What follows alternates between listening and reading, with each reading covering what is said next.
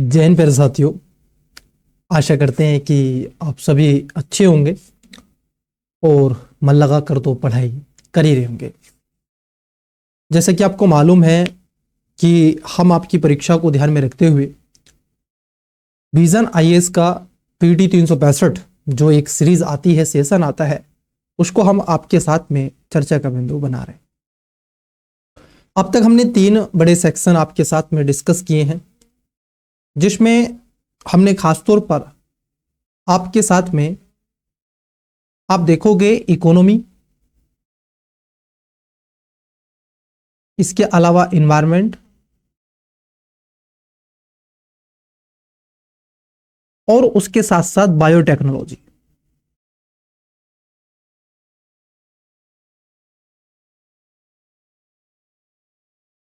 ये हमने 3 PT 365 complete करा दिए हैं। इसी यूट्यूब चैनल पर आपको मिल जाएगा, आप उनको देख लेंगे। एक प्लेलिस्ट हम आपके लिए बना देंगे, उसकी वहां से चीजें आप देख लेंगे। आज की इस क्लासेस में हम आपके साथ में जो देखेंगे वो देखेंगे पीटी 365 जो होगी आर्ट एंड कल्चर पर। जी हां, आपने सही सुना। और इस ही एक क्लासेस के माध्यम से कंप्लीटली आपका आर्ट एंड कल्चर रिवीजन हो जाएगा। सर, ये क्लास क्या महत्वपूर्ण है प्रीलिम्स के लिए? बिल्कुल, क्योंकि आपके 2 से 3 क्वेश्चन प्रति वर्ष आर्ट एंड कल्चर से आते हैं, तो वो सभी क्वेश्चन जो बनते हैं आपसे 2 से 3 क्वेश्चन आपके कंप्लीटली देखने के लिए मिलेंगे। तो बड़ा प्यारा सा सुंदर सा ये जो आपको दृश्य दिख रहा है, ये नृत्य है। और यहां पर जो बीच में आपको एक स्टैचू दिख रही है, मूर्ति दिख रही है, ये बेसिकली भगवान शिव को समर्पित है। और ये एक तरीके से तांडव करते हुए आपको प्रतीत हो रहे हैं। आपने 2023 में भारत मंडपम के बारे में देखा होगा, क्योंकि भारत ने G20 की अध्यक्षता करी थी, तो वहां पर ये सामने ही भारत मंडपम के बिल्कुल सामने यही आपको देखने के लिए मिला था। क्लियर? तो इसके ऊपर बेसिकली क्वेश्चन बना भी था, पूछा भी गया था वनडे एग्जाम में। और एक और बात मैं आपको बता दूं, कई विद्यार्थियों का कमेंट्स आता है कि सर, क्या ये जो पीटी 365 है, क्या ये केवल यूपीएससी के लिए है? नहीं, ये आप देखोगे, अगर पीसीएस का एग्जाम दे रहे हो, पब्लिक स्टेट्स कमीशन में अगर आप कोई भी एग्जाम दे रहे हो, तो उसके लिए भी है, और यूपीएससी के लिए भी है, और वनडे एग्जाम के लिए भी। मैं कहूं एक शब्द में, तो अगर कहीं पर भी आपसे अगर आर्ट एंड कल्चर के क्वेश्चन पूछे जाते हैं जिस भी एग्जाम में, उन सभी एग्जाम के लिए बहुत ज़्यादा जरूरी है। तो आज हम देखेंगे इस क्लासेस के माध्यम से संस्कृति के बारे में पढ़ेंगे, और इसमें अप्रैल से नवंबर 2025 तक का आपको करंट अफेयर देखने के लिए मिलेगा। और बाकी का जो बात का करंट अफेयर है, हमने क्लास चलाई हुई है, सुबह 9 बजे हमारी क्लास होती है करंट अफेयर की, तो वहां पे आपकी चीजें कंप्लीटली हो जाएंगी, तो आप उस सेशन को भी देखें। क्लियर? हाँ, तो चलिए सबसे पहले डाल लेते हैं नजर, और क्या क्या हम आपके साथ में इस क्लासेस के माध्यम से चर्चा परिचर्चा करेंगे। तो सबसे पहले देख लेते हैं क्या क्या हम आपको इस क्लासेस में देंगे और आपके साथ में डिस्कस करेंगे। अगर चैनल को सब्सक्राइब नहीं किया है, कर लेना, वीडियो को लाइक, और हाँ, जब क्लास का द एंड आपसे हो तो उसके आपको कमेंट्स में जरूर बताना है कि सेशन आपको कैसा लगा, क्योंकि हमारी टीम आपके फीडबैक का इंतजार करती है, और मैं स्वयं उस फीडबैक से कुछ चीज़ें सीखता हूं। और यदि कुछ और चीज़ है, आपकी डिमांड है कि सर ये भी करा सकते हो क्या, तो वो भी हम करा देंगे। इन सब के अलावा टेस्ट सीरीज की क्लासेस चल रही हैं, आप उनको भी देख सकते हैं। तो सबसे पहले देख लेते हैं विषय सूची। इसमें विषय सूची में सबसे पहला जो टॉपिक रहेगा वो रहेगा आपका स्थल, स्मारक और मंदिर, साइट्स। आप देखोगे इन सब के अलावा जो मोमेंट्स एंड टेम्पल्स के बारे में हम देखेंगे। दूसरा जो हमारा यूनिट रहेगा, मूर्तिकला, चित्रकला और अन्य के बारे में देखेंगे। तीसरे टॉपिक में हम जानेंगे जो आपके व्यक्तित्व के बारे में, कुछ ऐसे पर्सनैलिटीज रहे थे चर्चाओं में, जैसे गोस्वामी तुलसीदास जी है, दादा भाई नौरोजी है, श्री नारायण गुरु जी हैं, है ना, भगवान बिरसा मुंडा, तो इनको देखेंगे, पटेल जी हैं। उसके बाद चौथा जो हमारा यूनिट रहेगा वो रहेगा पुरस्कार, जो अवार्ड, क्योंकि कई बार क्वेश्चन क्या होता है, आपका 1 से 2 क्वेश्चन अब यूपीएससी क्या करने लगा है, आपके अवार्ड से भी पूछना स्टार्ट कर दिया गया है। उसके बाद हम जानेंगे आपसे 5वां जो टॉपिक रहेगा, कुछ ऐसे टाइप्स रहेंगे, क्योंकि यूपीएससी 2 क्वेश्चन आपके प्रीलिम्स में 1 से 2 क्वेश्चन जो ट्राइब्स होती है कम्युनिटी, वहां से भी क्वेश्चन पूछे जाते हैं, उसको भी देखेंगे। उसके बाद में देखेंगे मिसलेनियस, जो बाकी का बचेगा उसको सब कवर कर देंगे 6ठे यूनिट में। और देन इसके पश्चात आगे अगर हम बात कर रहे हैं तो इसके आगे हम देखेंगे जो 7 नंबर का है उसमें परिशिष्ट देखेंगे, भारत में यूनेस्को के विश्व धरोहर स्थल अपेंडिक्स इसका जो बन है, यूनेस्को के वर्ल्ड हेरिटेज साइट को हम जानेंगे। 8वें में देखेंगे अपेंडिक्स 2 में जो आप देखोगे हिस्टोरिकल ऐसे पोर्ट्स रहे हैं जो भारत के ऐतिहासिक बंदरगाह, उन पर भी क्वेश्चन बने इतिहास के पन्नों में, तो उसको भी जानेंगे। अपेंडिक्स जो 3 रहेगा उसमें हम देख लेंगे जो ट्रेडिशनल ऐसे हार्वेस्ट और न्यू ईयर फेस्टिवल जो भारत में हुए हैं उनके बारे में भी, कई बार आपने चित्रकलाओं के बारे में देखा होगा तो उसको भी हम आपसे चर्चा परिचर्चा करेंगे। तो प्रिय विद्यार्थियों, इस क्लासेस के माध्यम से हम आपसे ये सारी चीजें कंप्लीट तरीके से डिस्कस करेंगे और मैं आप सभी के साथ में एक आपका थॉट एनालिटिकल करवाऊंगा और इस परीक्षा में आप अच्छे से अपने नंबर अर्जित कर सकें और आर्ट एंड कल्चर इस क्लासेस के माध्यम से कंप्लीट कर सकें। तो मेरा टारगेट ये रहेगा और उन सभी विद्यार्थियों को जो बिगनर टू अचीव की तरफ हम चलेंगे, क्लियर? हाँ, तो ये इस अप्रोच के साथ में आपका रहेगा। इस क्लास को कर लो और अपना बेसिक एक आध बार रिवीजन कर लो और इस क्लास को 2 से 3 बार देख लेना, आपका काम हो जाएगा। आपसे कोई क्वेश्चन आर्ट एंड कल्चर का गलत नहीं होगा जो भी करंट अफेयर में आता है। तो चलिए आइए बढ़ते हैं आगे और आज की क्लास को आगाज करते हैं। चलिए पहले टॉपिक की तरफ बढ़ते हैं। देखो भाई, पहला टॉपिक की तरफ बढ़ते हैं और पहला टॉपिक देखते हैं। पहला जो यूनिट रहेगा वो रहेगा हमारा स्थल, स्मारक और मंदिर के बारे में देखेंगे। तो सबसे पहले इस यूनिट में, ये बहुत बड़ा यूनिट है और इससे मोस्ट यूनिट आप कहेंगे, ये जो यूनिट है आपका मोस्ट यूनिट है।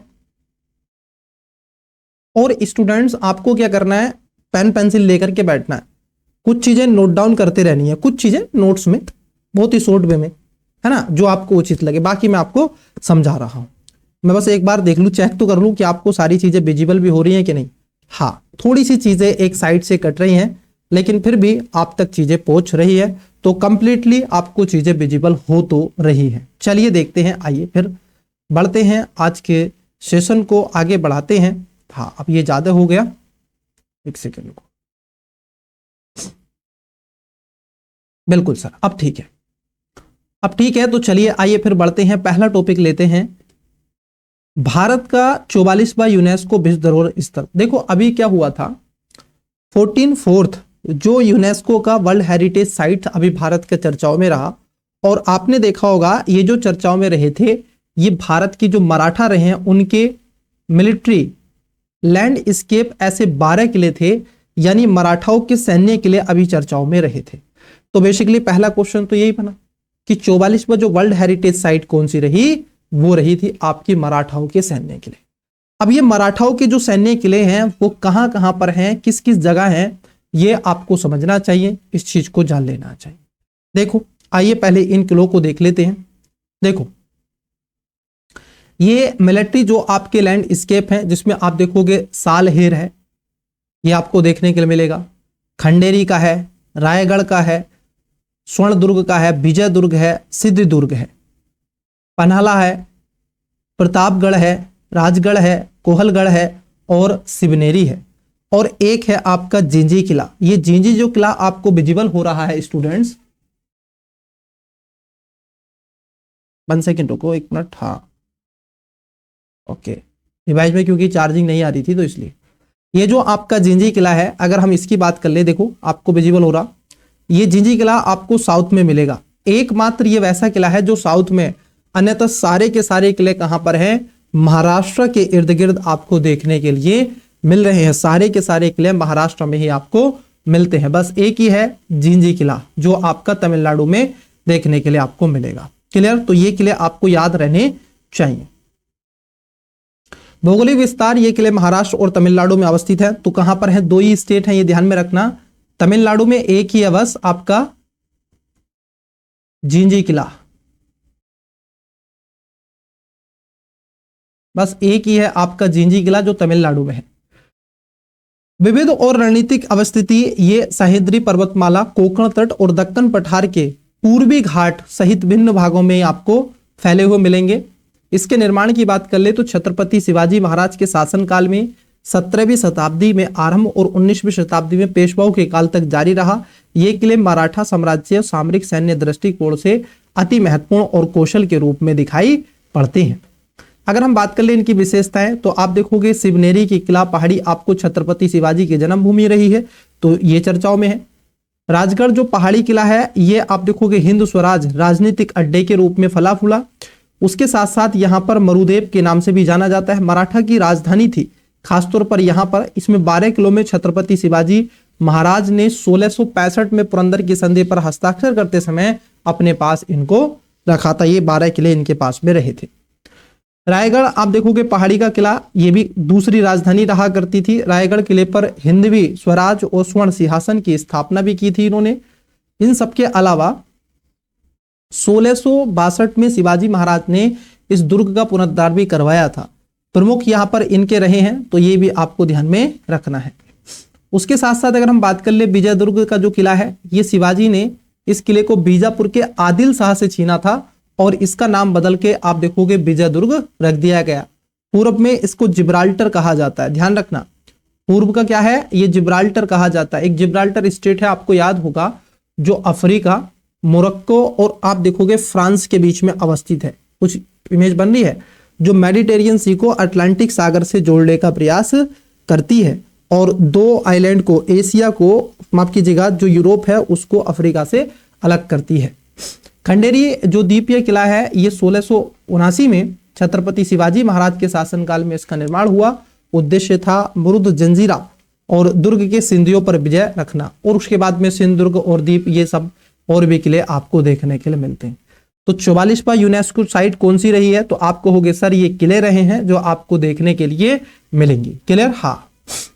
उसके साथ साथ अगर हम देखें, जो यहाँ की राजधानी है रायगढ़, दुर्ग है जिंजी, सतारा और पुणे है। अपने चरम पर मराठा साम्राज्य उत्तर में पेशवा से लेकर के दक्षिण में तंजावुर तक ये फैल चुका था। प्रशासन जो मराठाओं का रहा करता था, इसमें स्थापित करने के लिए अष्टप्रधान एक पद बनाया जाता था, मतलब कि 8 मंत्री हुआ करते थे। पेशवा इसके प्रधानमंत्री हुआ करते थे। अमात्य वित्त मंत्री, सचिव, गृह मंत्री, मंत्री जो हुआ करते थे गृह मंत्री, और सेनापति को कहते हैं कमांडर इन चीफ, सुमंत मतलब कि विदेश मंत्री, और न्याय अध्यक्ष को मुख्य न्यायाधीश, और पंडित राव को सर्वोच्च पुरोहित कहा जाता है, जो पठन पाठन इत्यादि का काम करते थे। तो ये चीजें आपको देखने के लिए मिलेंगी। इसके साथ साथ राजस्व की प्राप्ति को लेकर के 2 चीजें हुआ करती थी, 2 इनके पैटर्न थे। एक वो सरदेशमुखी कहे करते थे और एक को आप वो चौथ किया करते थे। जो सरदेशमुखी हुआ करती थी ये संपूर्ण मराठा साम्राज्य का लगभग 10% कर हुआ करता था, और जो चौथ हुआ करती थी ये पड़ोसी राज्यों पर, खासतौर पर जो क्षेत्र अधिकार का हिस्सा नहीं थे उन पर 1/4 हिस्सा वो रखते थे। किला जैसे 100 है तो वहां पर 25% रखते थे। तो यहाँ पर सरदेशमुखी जो है वो अपने ही राज्यों से लेने वाला टैक्स था, और चौथ जो विजयी राज्य होते थे, दूसरे राज्य होते थे, उन पर वो स्थापित करते थे। 1761 में आते आते पानीपत की जब तीसरी लड़ाई हुई थी तो अहमद शाह अब्दावली से पराजित होने के पश्चात मराठा साम्राज्य पतन दौर शुरू हो गया, और इसके पश्चात आगे चल के ब्रिटिश इंडिया कंपनी ने 3 अलग मराठा युद्ध करे, और उसके बाद में पूर्ण रूप से इनकी सत्ता लगभग 1817 के आसपास 18 में आते आते पूर्ण रूप से समाप्त हो गई, और यहाँ पर ब्रिटेन एम्पायर की शक्ति स्थापित आपको देखने के लिए मिलती है, जैसा कि आपने इतिहास के पन्नों में पढ़ा है। क्लियर। अब बात कर लेते हैं यूनेस्को के बारे में, क्योंकि यूनेस्को ने अब ये चर्चाओं में रहा है। तो यूनेस्को विश्व धरोहर स्थल की बात कर ले, वर्ल्ड हेरिटेज साइट, ये 1972 में इसकी स्थापना हुई थी। क्लियर, हाँ। और उत्कृष्ट सार्वभौमिक मूल्य के ये विश्व की धरोहर सूची में शामिल किया जाता है। इसमें 3 श्रेणियां होती हैं, ध्यान रखना। पहली श्रेणी होती है संस्कृति, दूसरी है प्राकृतिक, और तीसरी है आपकी मिश्रित सूची। ध्यान रखना, पहली तो प्राकृत है जो नेचुरल है, दूसरी है सांस्कृतिक जो आर्टिफिशियल इंटेलिजेंट, और कुछ है ऐसी मतलब कि आर्टिफिशियल इंटेलिजेंट नहीं, सॉरी, यहाँ पर सांस्कृतिक जैसे कोई भी, जैसे ये जंजीबार के किले हैं, ये जो मराठाओं के आप देखोगे किले 12 किले रहे हैं वो है। उसी प्रकार से प्राकृतिक होता है, कोई बायोस्फीयर रिजर्व इसके अंतर्गत आ जाता है ना, जो 13 हो चुके अब तक, क्योंकि अभी कोल्ड डिजर्ट को भी शामिल कर लिया है। तो मिश्रित है, उसमें आप बात करते हैं जयपुर, है ना, राजस्थान की कैपिटल जो जयपुर है, उसमें मिक्सड है, मैनमेड भी है और प्रकृति भी है, तो दोनों का वहां पर मिश्रण दिखाई पड़ता है। भारत की स्थिति की बात कर ले तो भारत विश्व के मामले में आप देखोगे 6ठे स्थान पर है और एशिया में दूसरे नंबर पर रहता है। कुल भारत में 44 आप देखोगे क्या है, विश्व धरोहर स्थल है, जिसमें 36 सांस्कृतिक है और 7 प्राकृतिक है और 1 मिश्रित आपको प्रतीत होता है। इनको खासतौर पर अंतरराष्ट्रीय संस्था वर्ल्ड हेरिटेज साइट, इसका आप देखोगे कहां पर, पेरिस फ्रांस में देखने के लिए मिलता है। इसकी स्थापना वर्ष 1992 में खासतौर पर हुई थी। विश्व धरोहर स्थल से जुड़े कार्यों पर ये क्या करता है, काम करता है, लोगों का आप देखोगे चयन आश्रित निर्माण करने के लिए प्रयास करता है। नामांकित स्थलों की सूची में international council on monuments and science, मतलब कि ICOMOS को international union for conservation of nature IUCN द्वारा किया जाता है।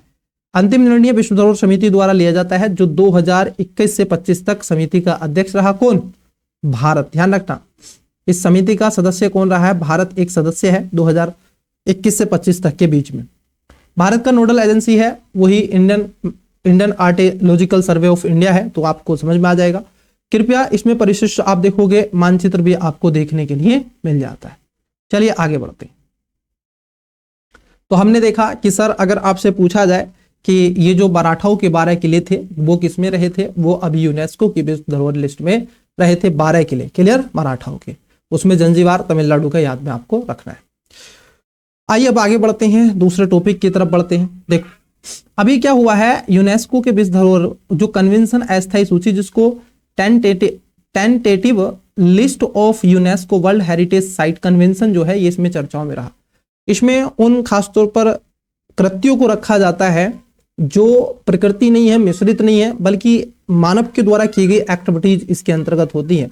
जैसे मैं बात कर लूं 2000, अगर आपने 23 की परीक्षा की बात की होगी तो गर्भा से क्वेश्चन आया था, वो चर्चाओं में रहा था।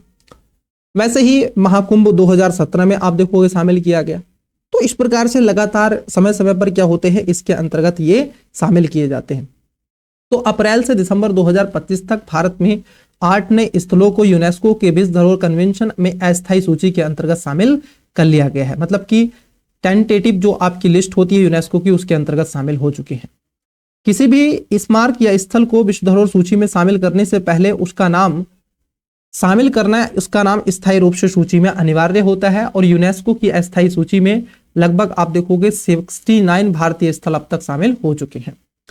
इसमें जो भारतीयों के 8 हैं वो कौन कौन से रहे, अभी जो चर्चाओं में थे उनको जरा देख लो। पहला है ना, ये आपको पता होना चाहिए ना, तभी तो आप चीजों को जानोगे।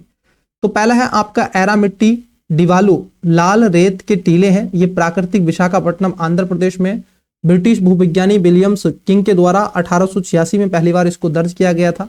तटीय भू आकृति जलवायु वहां पर इसकी संरचना के रूप में, तो ये सारी चीजें हैं, क्लियर।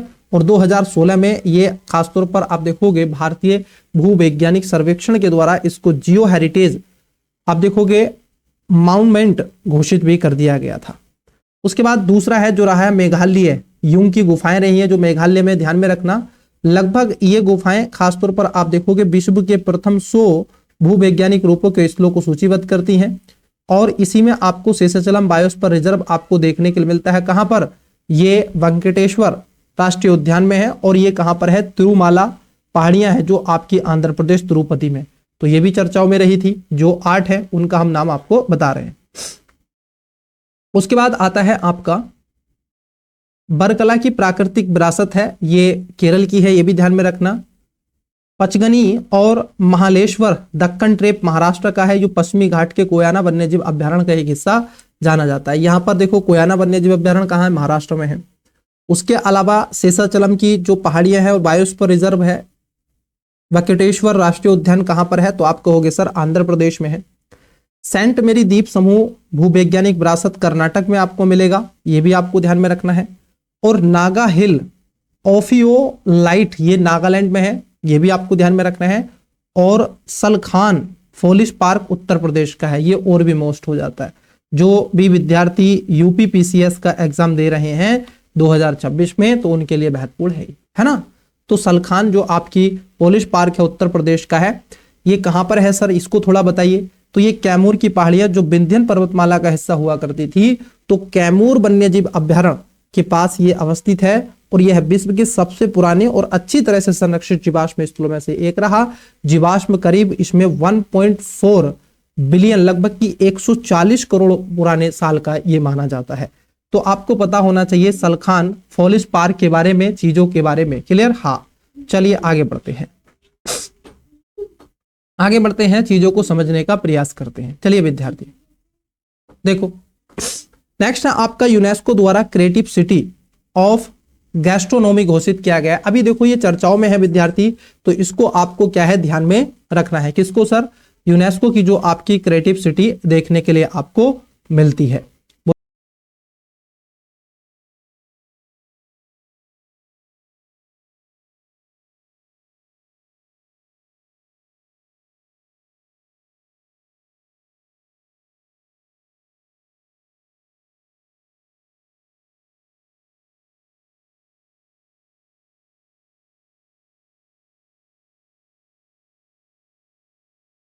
हाँ, तो चलो आगे बढ़ते हैं।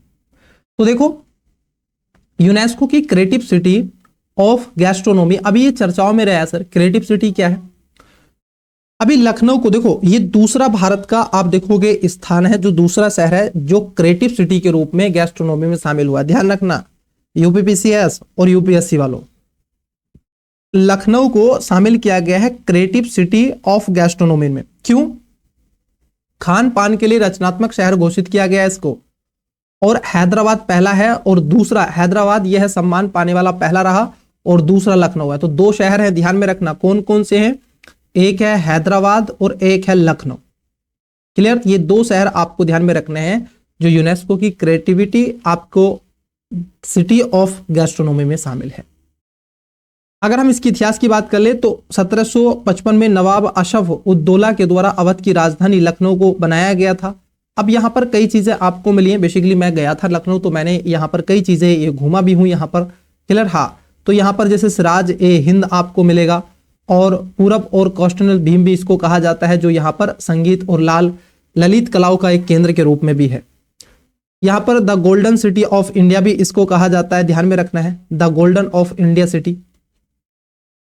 पाक कला भी है यहाँ पर, इसका संरक्षण आपको मिलती है। तो कई चीजें आपको यहाँ पर मिलती हैं।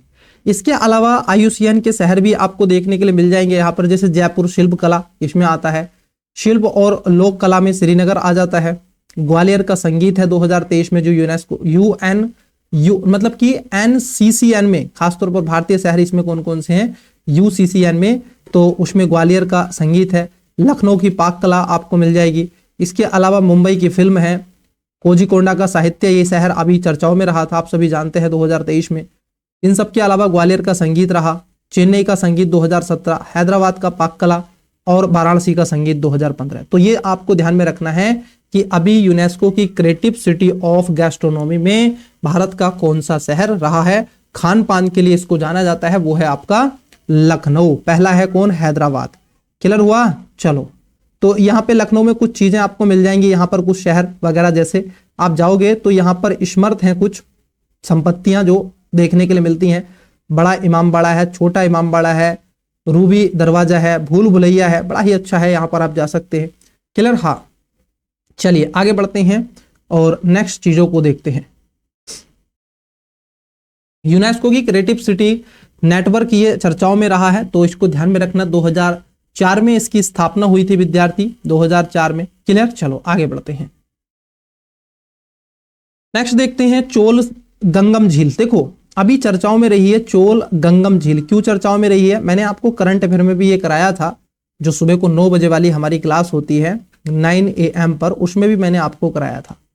अभी तमिलनाडु सरकार ने जो आपकी गंगईकोंड चोलमपुरम है, वो लगभग 1000 साल पुरानी है, जिसको चोल गंगम झील में विकसित करने का फैसला किया गया है। तो इसको पुनः खासतौर पर विकसित किया जाएगा। यह घोषणा राजेंद्र प्रथम चोल के द्वारा जयंती के रूप में मनाई गई। आदि तिरुवथरई महोत्सव के दौरान इसको खासतौर पर मनाया गया। राजेंद्र चोल प्रथम के दक्षिण पूर्व एशिया में समुद्री अभियान गंगईचोलपुरम मंदिर का निर्माण भी करवाया। उसके पूरे 1000 वर्ष हो गए हैं और तमिल से भक्ति परंपराओं में इन्होंने 63 ऐसे न्यारो चोल वंशीय संरक्षण की आप देखोगे संत कवियों को सम्मान भी दिया। तो ये भी चीजें आपसे पूछी जाती है। कई बार नैनार अलवार के बारे में भी क्वेश्चन पूछा जाता है। चलो चोल गंगम जो झील है इसके बारे में जान लेते हैं। देखो बेसिकली इस झील को अगर आप अभी की बात कर लें तो इसको पेन्नोरी झील के नाम से जाना जाता है। इसको इंसान द्वारा निर्मित भारत की सबसे बड़ी प्राचीन झीलों में से एक मानी जाती है। यह झील राजेंद्र चोल द्वारा स्थापित की गई थी जो जल स्तंभ का काम करती है। और चोल साम्राज्य से या राजेंद्र प्रथम राजेंद्र द्वितीय से लगातार आपके क्वेश्चन यूपीएससी ने पूछे तो मोस्टली तो आपके लिए हो जाता है। राजेंद्र चोल प्रथम ने गंगा नदी की पवित्र जल इस झील में डाला था तो इसलिए इसका नाम गंगम रख दिया गया, क्योंकि ये आए थे और गंगा में से पानी लेके गए थे जल और वहां पर इसको डाल दिया तो इसका गंगम नाम रख दिया। इसी वजह से इसका नाम चोल गंगम रखा गया। क्लियर? हाँ। कहां पर है सर ये भी बता दो। तो ये झील आपको तमिलनाडु राज्य के अरियालूर जिले में आपको देखने के लिए मिलेगी। निर्माण इसका राजेंद्र चोल प्रथम ने करवाया था 1014 से 1044 के बीच में। ये राजराज प्रथम के सुपुत्र थे तो ये भी आपको ध्यान में रखना है। गंगा को जीतने वाला चोल उपाधि धारण करी थी इन्होंने राजेंद्र प्रथम ने, ध्यान में आपको रखना है। चलिए आगे बढ़ते हैं, इस झील के बारे में और थोड़ा सा बात कर लेते हैं। यहाँ पर एक नदी भी है जो चर्चाओं में रही थी। क्लियर? इस झील को एक नहर के द्वारा जिसको कोलीडाम नदी से जोड़ा गया है और कोलीडाम जो है कावेरी नदी की एक सहायक नदी। तो आपको पूछा जा सकता है तो ध्यान में आपको रखना है। चलिए आगे बढ़ते हैं और देखते हैं आगे चीजों को।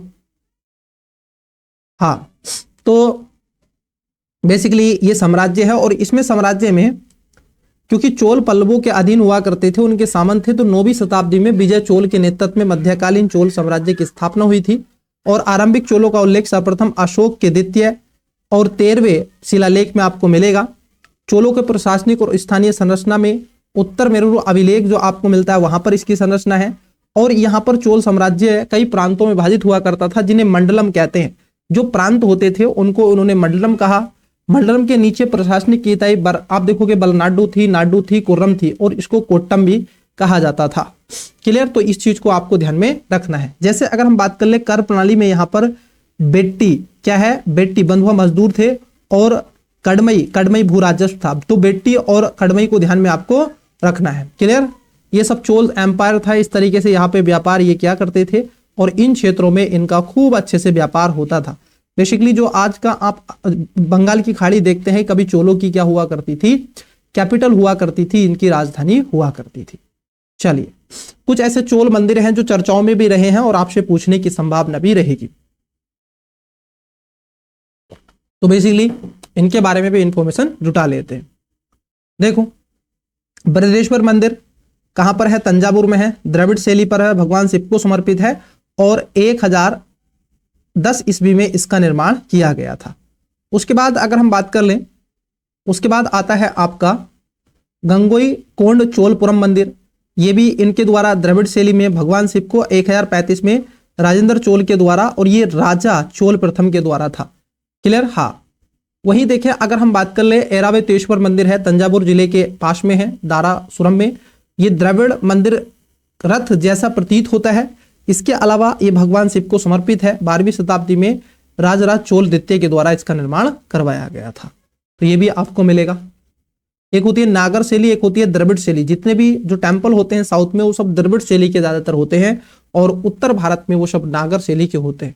जो मध्य भारत में आप देखते हो उसमें आपको द्रविड़ और नागर दोनों का मिक्स आपको मिलता है।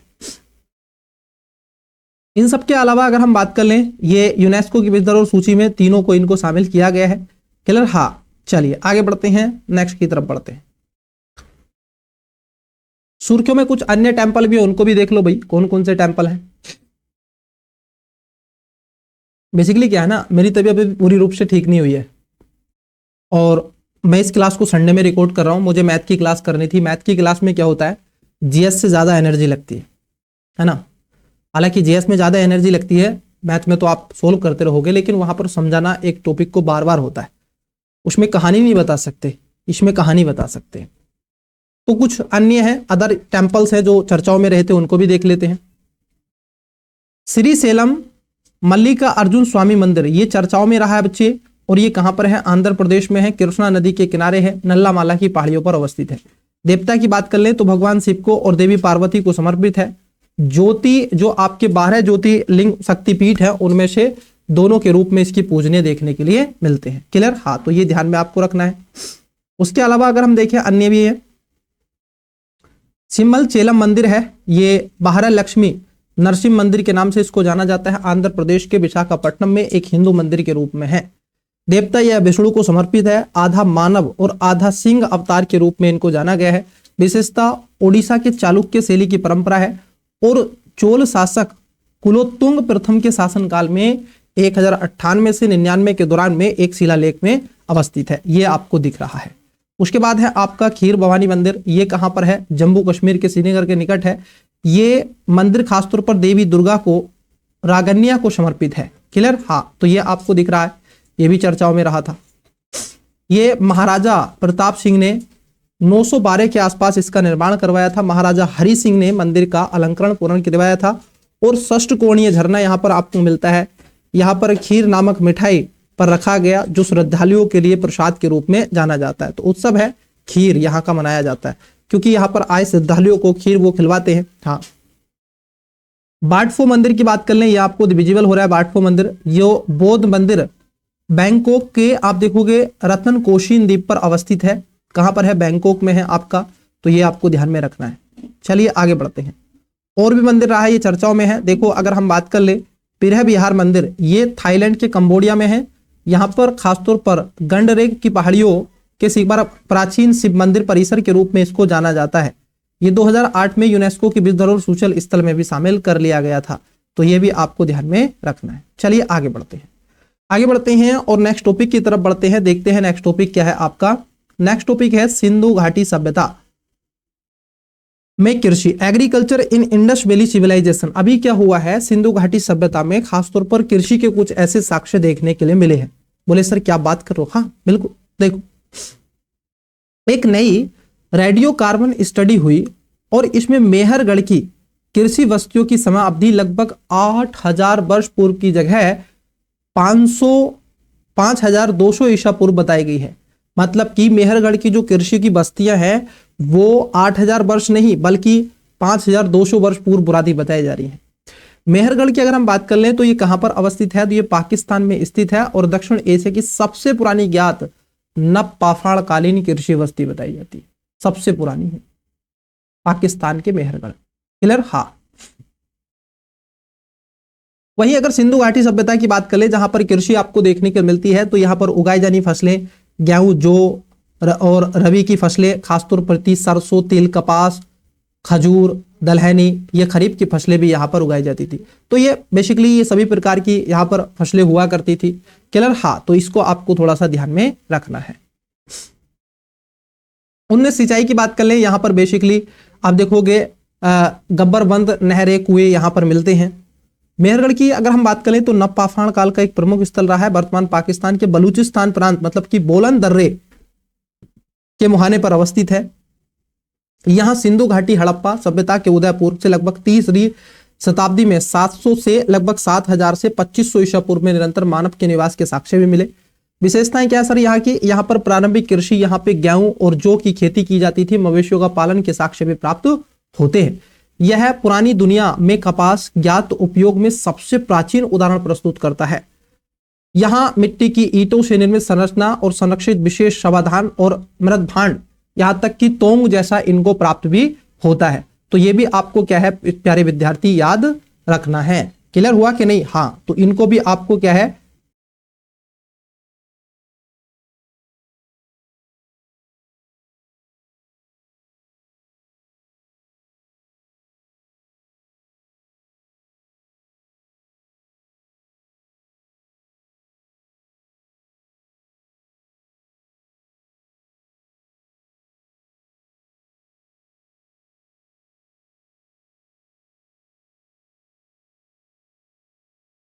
चलिए, तो हमने देखा कि जो अभी मेहरगढ़ खासतौर पर क्या था चर्चाओं में रहा है, तो इसको अब थोड़ा आगे बढ़ते हैं और चीजों को देखते हैं। सिंधु घाटी सभ्यता के कुछ अति महत्वपूर्ण और स्थल को भी समझने का प्रयास करते हैं। देखो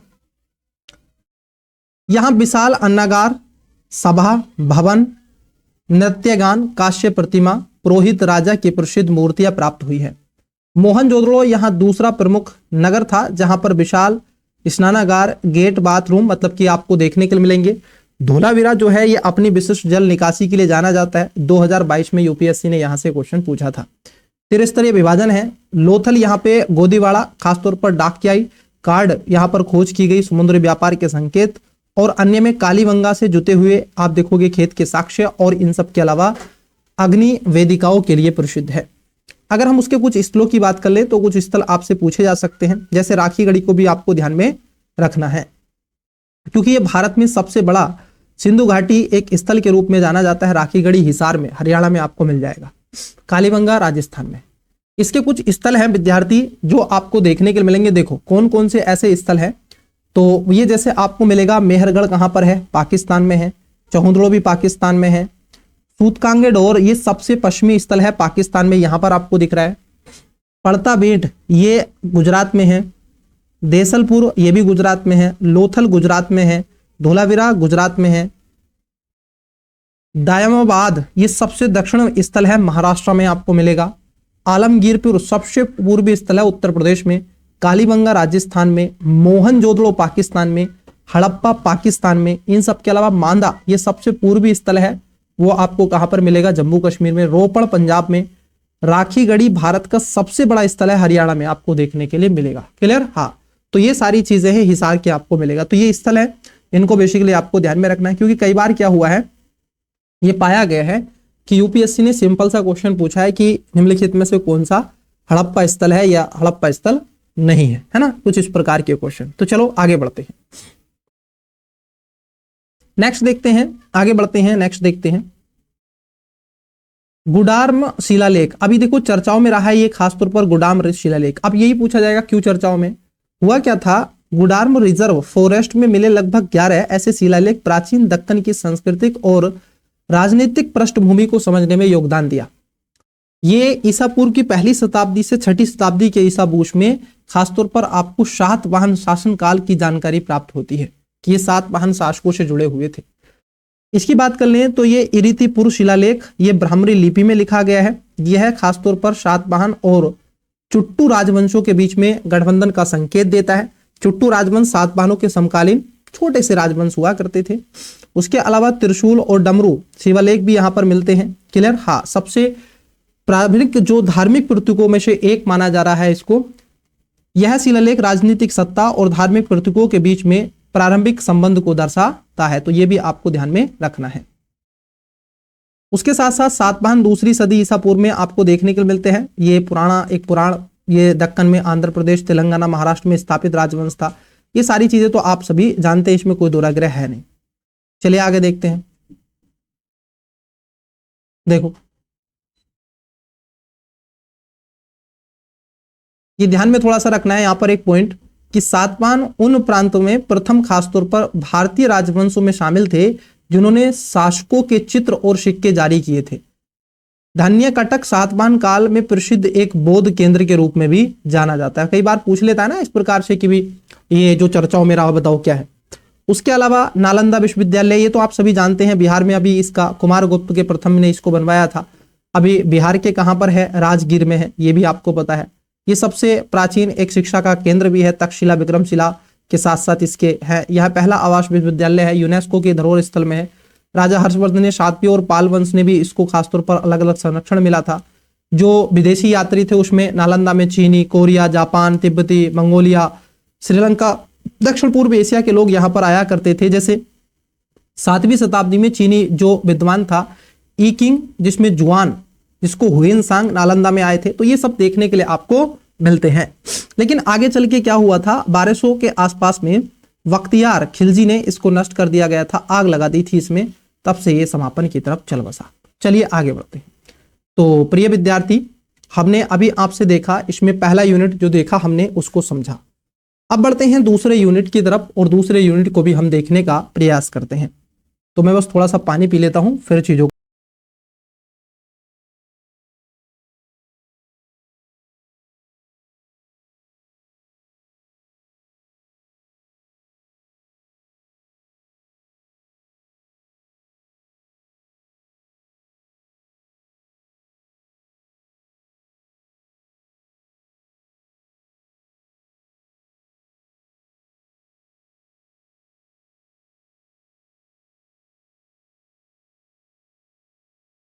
हाँ, तो चलिए देखते हैं, अब आगे बढ़ते हैं, दूसरे टॉपिक की तरफ बढ़ते हैं। मूर्तिकला, चित्रकला और कला के अन्य जो रूप है वो चर्चाओं में जो रहे हैं उनको हम देखने का प्रयास करेंगे।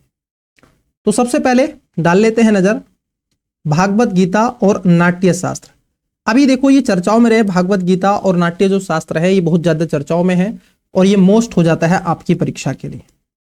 बोले सर ऐसी बात है? हाँ, क्योंकि अभी यूनेस्को ने भागवत गीता और नाट्य शास्त्र की पांडुलिपियों के संग्रह में memory of the world register में इसको शामिल कर लिया है। कहां शामिल कर लिया गया है? वर्ल्ड रजिस्टर में इसको शामिल कर लिया है। तो इसको ध्यान में आपको रखना है। किसने किया है? यूनेस्को ने, दो को, भागवत गीता और नाट्य शास्त्र। क्वेश्चन यही बनेगा। आइए अब थोड़ा सा इसके बारे में जान लेते हैं, क्या है सर ये भागवत गीता और नाट्य शास्त्र जो है सम्मिलित होने के साथ अब रजिस्टर में भारत की कुल कितनी है? 13 ऐसी खासतौर पर प्रविष्टियां शामिल हो गई हैं। अंतर्राष्ट्रीय रजिस्टर के अलावा यूनेस्को के क्षेत्रीय एशिया प्रशांत के राष्ट्रीय रजिस्टर में भी बनाए रखे गए हैं। और ये सारी चीजें, इसमें जो तुलसीदास की रामचरितमानस आपको मिलेगा, हृदय श्लोक आप देखोगे, संस्कृत जो काव्य शास्त्र की 15वीं शताब्दी में पंच पांडुलिपियों को भी इसके अंतर्गत शामिल किया गया था। मानवाधिकार जो संयुक्त राष्ट्र सभा है 1948 पेरिस के द्वारा सार्वभौमिक घोषणा भी की गई थी। जो मेमोरी, यूनेस्को की memory of the world register में 3 अन्य प्रविष्टियां क्या है, जैसे बुडनपेक्स आंदोलन पहली शिखर सम्मेलन अभिलेखागार, ये 2023 में शामिल किया गया था। अभिनव गुप्त 904 से 1015 के बीच में उसकी कीर्तियां पांडुलिपियों का संग्रह था। तेवरियाकरण और गिलगित जो पांडुलिपियां 2017 में, शांतिनाथ चित्र, इन सब के अलावा डच ईस्ट इंडिया कंपनी के अभिलेखागार 2013 में। तो इस तरीके से अलग अलग ये ऋग्वेद को भी शामिल किया जा चुका है, ये ध्यान में रखना है 2007 में। चलिए आगे बढ़ते हैं। तो 2 ध्यान में आपको रखना है, उसमें 2 कौन कौन से हैं सर? पहला आपका आ जाता है जिसमें हम कहते हैं क्या, आपका भागवत गीता, और दूसरा है नाट्य शास्त्र। तो दोनों को ध्यान में आपको रखना है। अब भागवत गीता तो आप सभी ने पढ़ी भी होगी, जो हिंदुज्म को फॉलो करते हैं वो तो पढ़ ही लेते हैं। इसकी रचना की बात कर लें तो आप देखोगे देव व्यास जी के द्वारा, महर्षि के द्वारा की गई थी और इसमें लगभग 700 श्लोक और 18 अध्याय हैं। महाभारत के भीष्म पर्व जो अध्याय नंबर 31 से लगभग 40 का एक हिस्सा है। तो मैंने तो बेसिकली ये पढ़ी है तो मुझे पता है। इसकी संरचना अगर हम बात कर ले तो द्वितीय और अथवा प्रथम ईसा पूर्व के आसपास की मानी जाती है। भगवान के खासतौर पर जो है विष्णु। भागवत गीता के प्राचीन भारतीय बौद्धिक परंपरा का एक केंद्र भी ग्रंथ के रूप में है, जो निरंतर स्थायी रूप से अलग अलग, जैसे वैदिक, बौद्ध, जैन, चारवाक सामान्य रूप से यहाँ पर देखने के लिए मिलता है। बेसिकली यहाँ पर इसमें भागवत गीता में जो कुरुक्षेत्र की लड़ाई है उसके बारे में खासतौर पर वर्णन किया गया है कि भगवान कृष्ण किस तरीके से अर्जुन के बीच संवाद को दर्शाता है और इसको किस तरीके से संजय खासतौर पर देखते हैं और वो सारी चीजों को लिखते हैं।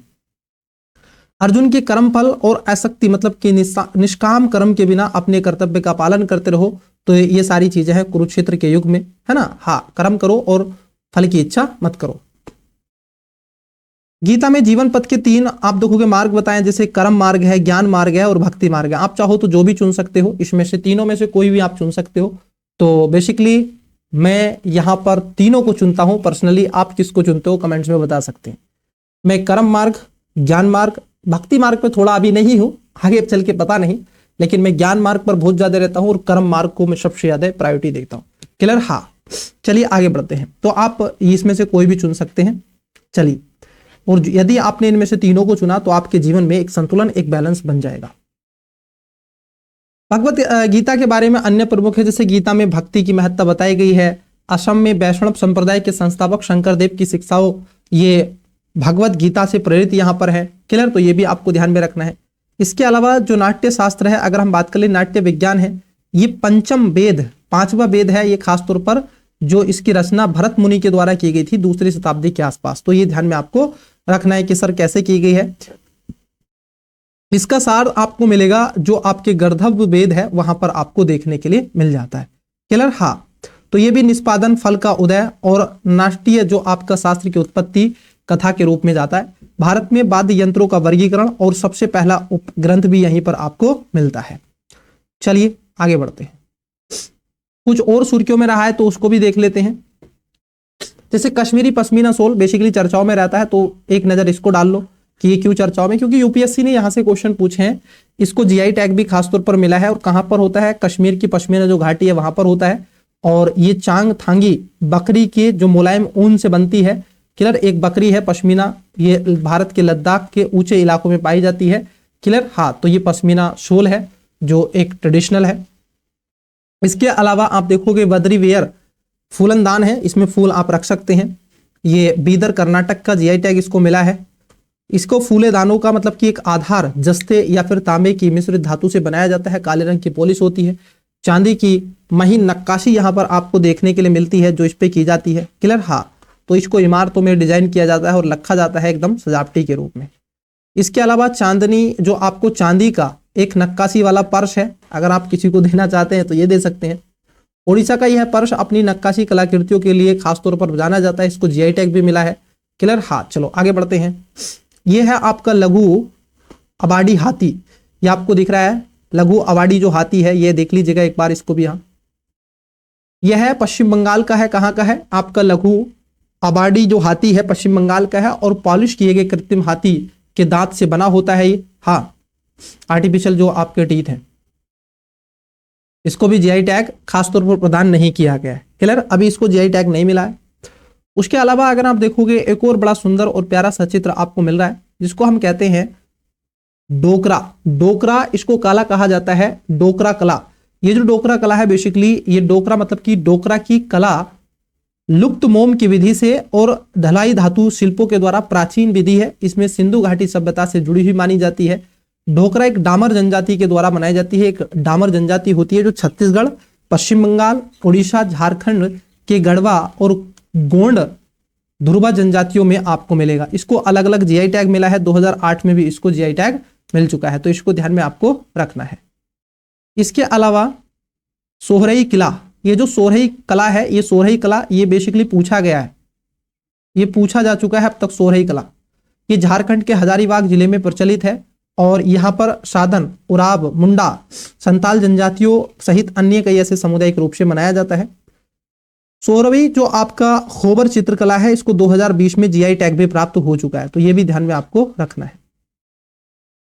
पट्ट चित्रकला बेसिकली है ये उड़ीसा की एक पारंपरिक कपड़े पर आधारित एक तरीके से स्पॉट पेंटिंग होती है। क्लियर, हाँ, तो इसको भी 2008 में जीआई टैग मिला था। ये भगवान श्री कृष्ण को खास तौर पर दिखाया गया है। पटुआ कला है, एक पटुआ कला जैसे पट्ट चित्रकला है वैसे ही पटुआ है। ये पश्चिम बंगाल की एक पारंपरिक लोक चित्रकला के रूप में इसको जाना जाता है। पट्ट मतलब कि यह पट्टे के नाम से भी जाना जाता है और बेसिकली क्या है, इसको जीआई टैग प्रदान किया जा चुका है, तो ये भी आपको ध्यान में रहना चाहिए। आगे बढ़ते हैं, चलिए अब बात कर लेते हैं व्यक्तित्व पर। अब देखो पढ़ने के लिए तो कई ऐसे व्यक्तित्व इसमें हैं, लेकिन जो मोस्टली हैं जहां से क्वेश्चन बनने के चांसेस रहते हैं उस पर मेरा फोकस रहेगा और मैं आपको हिंट्स करता चलूंगा। जब आप हिस्ट्री पढ़ोगे तो वहां से भी चीजों को कवर कर लोगे। क्लियर, हाँ, चलिए। तो गोस्वामी तुलसीदास जी ये चर्चाओं में रहे। क्यों सर जाने जाते हैं तुलसीदास जी को? आप सभी जानते हैं, अभी पढ़ के आ रहे हैं। गोस्वामी तुलसीदास जी के हाथ में मोर का पंख है और कुछ आपको लिखते हुए प्रतीत हो रहे हैं। जैसे हाल ही में चित्रकूट में गोस्वामी तुलसीदास जी की क्या है 500वीं एक जयंती मनाई गई। इनका जन्म आप देखोगे ये सब एक तरीके से वर्ष विदित है। माना जाता है कि 1497 से 1532 ईस्वी के आसपास में हुआ था और उत्तर प्रदेश में। क्लियर, हाँ, ये आपको ध्यान में रखना है। चित्रकूट उत्तर प्रदेश में पड़ता है। योगदान क्या है सर इसका? इनका जो योगदान है क्या है, देखो वाराणसी के गंगा तट के 80 घाट पर अवधी भाषा में रचित रामचरितमानस ग्रंथ की रचना इन्होंने ही की है, गोस्वामी तुलसीदास जी के द्वारा। क्लियर, हाँ, तो यूनेस्को की memory of the world Asiatic आप देखोगे रामचरितमानस को ऑलरेडी दर्ज किया गया है। ये ब्रज भाषा में विनय पत्रिका और कवितावली की रचना भी की। गीतावली, दोहावली, जानकी मंगल, पार्वती मंगल, बरबे, हनुमान चालीसा आदि की इन्होंने रचना की थी। तो ये बेसिकली कई जगह इन्होंने खासतौर पर किया। जगत गुरु रामचंद्र जो रामानंदाचार्य की परंपरा रामानंदी संप्रदाय के सुधार के दार्शनिक के रूप में जाने गए हैं। भक्ति में इन्होंने खासतौर पर काम किया। सदगुण भक्ति परंपरा, एक वैष्णव संत हिंदू कवि थे। भगवान राम के प्रसिद्ध इन्होंने अपनी भक्ति को प्रसिद्ध किया, उनके प्रति आस्था रखी, वो सारी चीजें हैं। अब इनसे जुड़े हुए जीवनकालीन कुछ समकालीन चीजें रही हैं तो उनको भी जरा देख लो। एक चित्र में आपको विजिबल हो रहा है तो ये, हाँ, बाकी की तो बहुत सारी चीजें मोस्टली हमें जाननी है। जैसे अगर आपसे पूछा जाए, जैसे मियां मीर, ये आपको दिख रहा है, गुरु नानक, शेख अहमद जो आपके और भी हैं, शेख अब्दुल, सम्राट अकबर, सूरदास, मीराबाई, तुकाराम, संत एकनाथ, पुरंदरदास, चैतन्य महाप्रभु, शंकर देव, तो ये भी इनको ध्यान में आपको रखना है। अकबर को भी भक्ति के रूप में, ये समकालीन है जो उस समय के थे इनके। ठीक है, चलिए आगे बढ़ते हैं। अब ये दादा भाई नौरोजी हैं, ये चर्चाओं में क्यों हैं? अभी इनकी 200वीं जयंती मनाई गई है, तो इनको हम हिस्ट्री में देखेंगे। कहां पर देखेंगे? हिस्ट्री में इनके बारे में पढ़ेंगे, और मोस्टली है ये दादा भाई नौरोजी। क्लियर? हाँ, तो इनको हम वहां पर देखेंगे, यहां पे नहीं देख रहे हैं इनके बारे में। श्री नारायण गुरु ये भी चर्चाओं में रहे हैं, क्योंकि अभी क्या हुआ है, आप देखोगे शताब्दी समारोह का उद्घाटन हुआ है जो केरल में, ये ध्यान में रखना, राष्ट्रपति जी के माध्यम से केरल में, क्योंकि 1856 से 1928 के आसपास थे, और बेसिकली ये तिरुवनंतपुरम केरल के आसपास में है, क्योंकि इन्होंने एझावा समुदाय से संबंधित हैं, और केरल में जाति आधारित समाज, पिछड़े वर्गों के खासतौर पर इन्होंने काम किया था। ये संत, दार्शनिक, कवि, आध्यात्मिक नेता और समाज सुधारक और जाति व्यवस्था का विरोध करने वाले हैं। खासतौर पर ये अपने अनुयायियों के साथ गुरुदेव के नाम से इनको जाने जाते हैं। तो ध्यान में रखना कि इनके बारे में, श्री नारायण गुरु जी के बारे में। इनका एक स्लोगन है जहां से क्वेश्चन लगातार मल्टीपल टाइम आपसे पूछे गए हैं, तो वो स्लोगन क्या है सर, उसको भी थोड़ा सा बताइए। एक सेकंड रुको। हाँ, हम अभी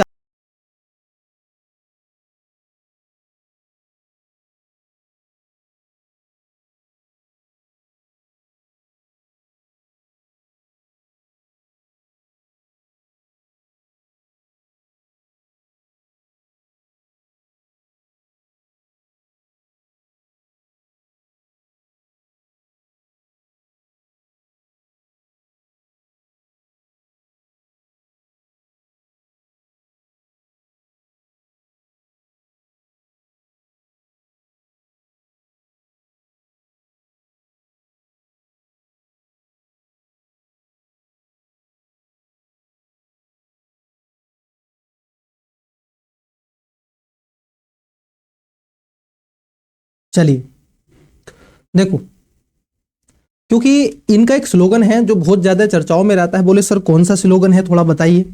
देखो, इनके अगर स्लोगन की बात कर ले तो इन्होंने बेसिकली क्या कहा है, जैसे एक धर्म एक जाति पर ये बहुत ज्यादा फोकस दिया, क्योंकि आत्मसिद्धि और सादगी, सार्वभौमिक प्रेम पर बल, मनुष्य के लिए एक जाति एक धर्म एक ईश्वर के सिद्धांत का समर्थन इन्होंने किया था। तो बेसिकली आपको ध्यान में रखना है कि इनका जो स्लोगन है वो पूछा जाता है। क्लियर? हाँ, चलिए। ईश्वर की सृष्टि सभी मनुष्य के लिए समान का सिद्धांत पर आधारित है, जिसको ओम सहोदर्य सर्वत्र ये कहते हैं। और एक आश्रम है अलुवा में, एक अद्वैत आश्रम इनका है जो बनाया गया है, और कुछ ऐसा नहीं है जो आपसे पूछा जाएगा। एझावा समुदाय से जुड़े हुए हैं, ये आपको ध्यान में रखना है, केरल का है। बाइकोम जो सत्याग्रह हुआ था, आपका सत्याग्रह हुआ था, महात्मा गांधी जी भी 1924-25 में इसका समर्थन किया था इन्होंने, तो थोड़ा सा आपको ध्यान में रखना है। भगवान बिरसा मुंडा ये चर्चाओं में रहे हैं, इनको हम हिस्ट्री में पढ़ेंगे। क्यों सर? क्योंकि इनकी अभी 150वीं जयंती मनाई गई है, जनजाति गौरव दिवस के अवसर पर मनाया जाता है, आप ये बात ध्यान में रखना है। क्लियर? हाँ, इन्होंने खूंटी, चलिए बता ही देते हैं इनके बारे में। तो एक स्वतंत्रता सेनानी के रूप में काम करते रहे हैं, और छोटे नागपुर के पठार वर्तमान मुंडा जनजाति से संबंधित थे। एकेश्वरवाद में विश्वास, ब्रह्मिति इनको कहा जाता है। क्लियर? हाँ, ये धरती आबा के नाम से भी ये जाने जाते हैं। ये आपको दिख रहे हैं भगवान बिरसा मुंडा, इनके नाम पर ही खासतौर पर आप देखोगे इनको भगवान की उपाधि, धरती आबा, धरती के पिता की उपाधि है। और 15 नवंबर को जनजाति गौरव दिवस मनाया जाता है, ये ध्यान में रखना, प्रतिवर्ष। रांची में इनका खासतौर पर जेल में हैजा के कारण इनका निधन हो गया था 1900 में। और यूपीएससी ने खासतौर पर क्या पे क्वेश्चन पूछा था कि ये जो आपका अलगुलान जो विद्रोह है ये कब हुआ था और किससे संबंधित था? तो 1899 में ये विद्रोह था जो इनके द्वारा चलाया गया था। ब्रिटिश राजा के खिलाफ नारा दिया था, अबुआ राज सेतेर राजना महारानी राज टूडू जाना, मतलब कि रानी का शासन समाप्त हो और हमारा शासन स्थापित हो। तो ये थे बिरसा मुंडा जी। चलिए आगे बढ़ते हैं। तो बेसिकली ऐसे कुछ क्वेश्चन पूछे जाते हैं। वैसे ही आपसे क्वेश्चन है जैसे मुंडा विद्रोह, ये आपसे पूछा जा सकता है ना, तो किसके विपरीत हुआ था? ये स्थायी बंदोबस्त अधिनियम के जो भूजोत को लेकर के कुटंक व्यवस्था के विपरीत ये हुआ था, तो ये आपको ध्यान में रखना है। क्लियर? हाँ, दीको लोगों के जमींदारों के विपरीत ये देखने के लिए आपको मिला था। आगे बढ़ते हैं, आगे बढ़ते हैं। सरदार वल्लभ भाई पटेल जी ये भी चर्चाओं में रहे हैं और अभी क्या हुआ है, इनकी 150वीं जयंती बनाई गई है और 2014 में इसी दिन को राष्ट्रीय एकता दिवस के रूप में मनाया गया। क्या मनाया गया? राष्ट्रीय एकता दिवस मनाया जाता है।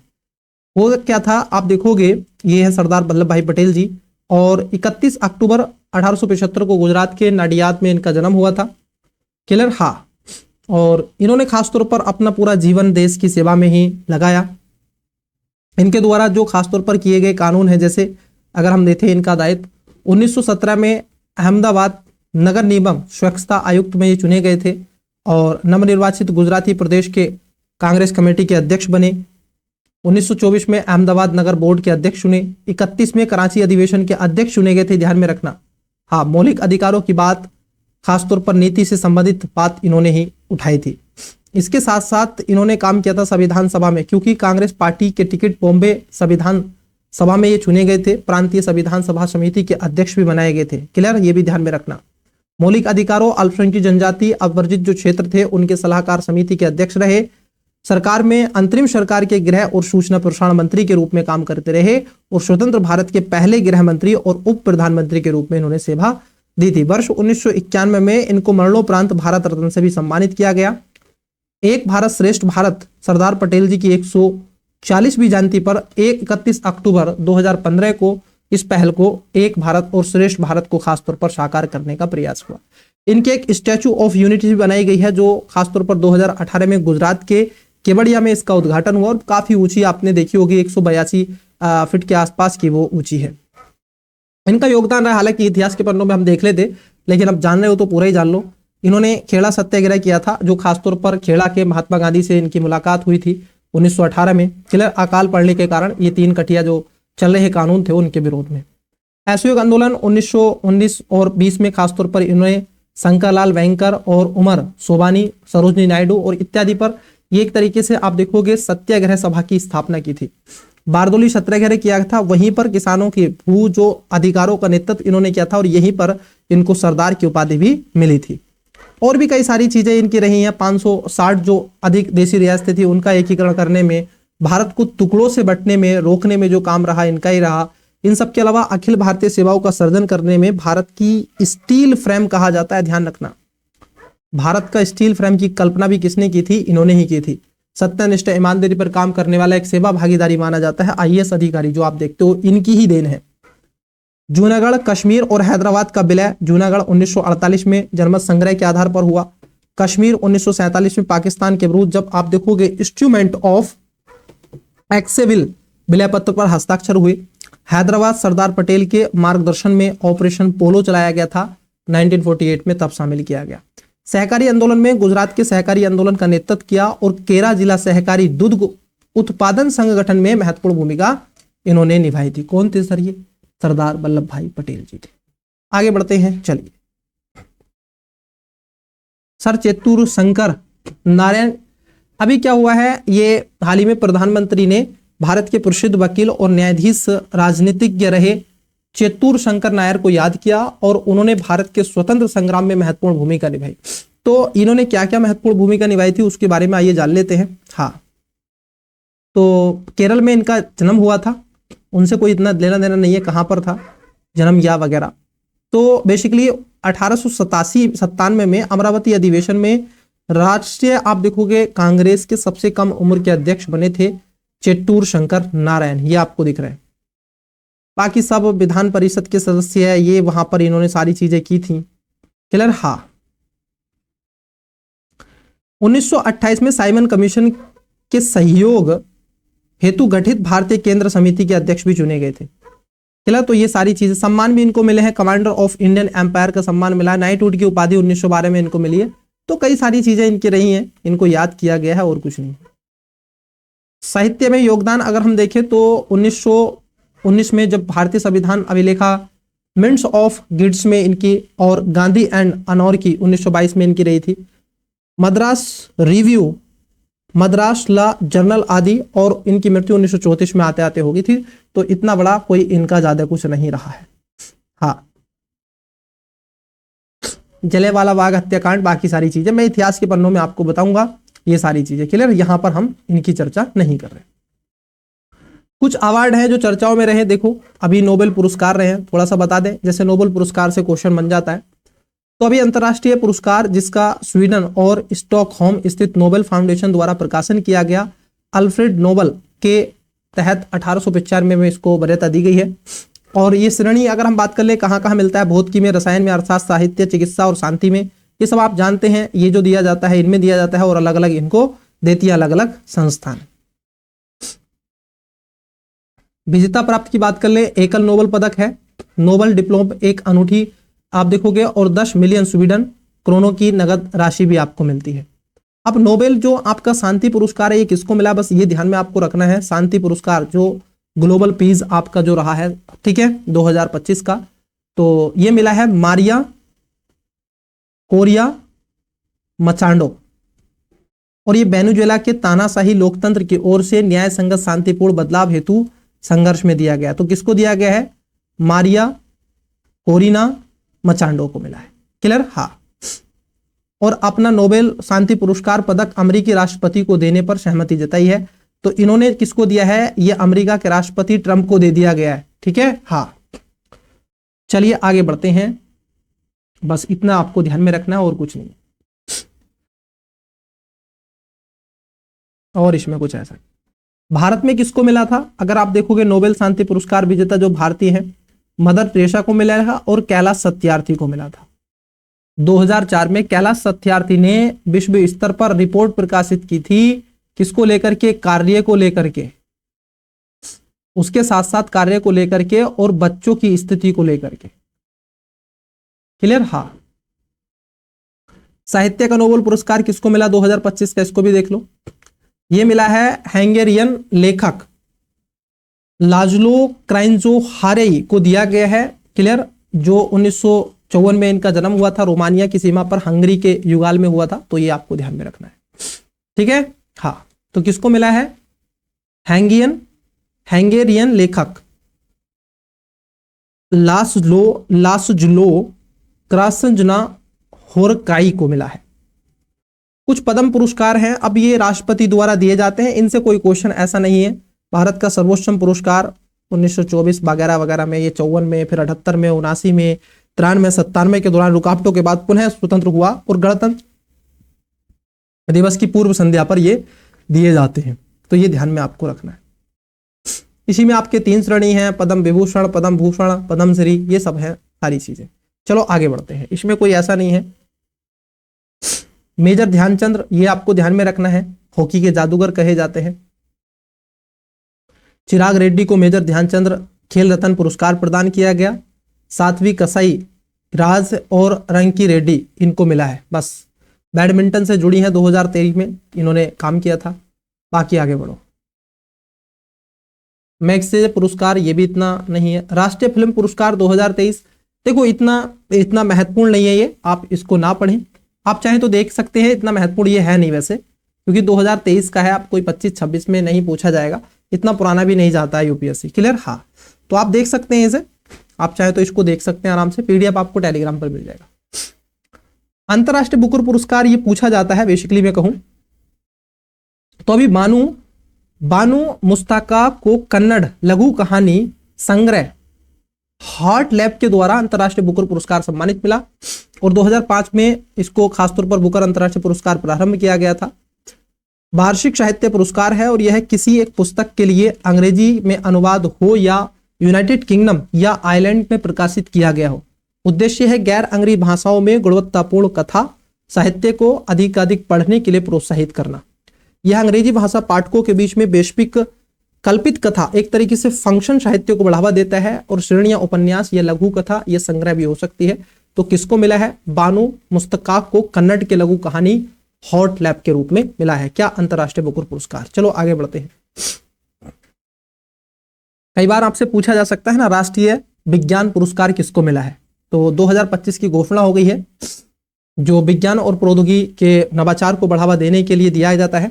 यह उत्कृष्ट एवं प्रेरणादायक योगदान सर्वोच्च को ऊपर में है और 4 श्रेणियों में आता है, जैसे विज्ञान रत्न के रूप में। मैं आपको बता देता हूं, ये 4 में आता है श्रेणियों में।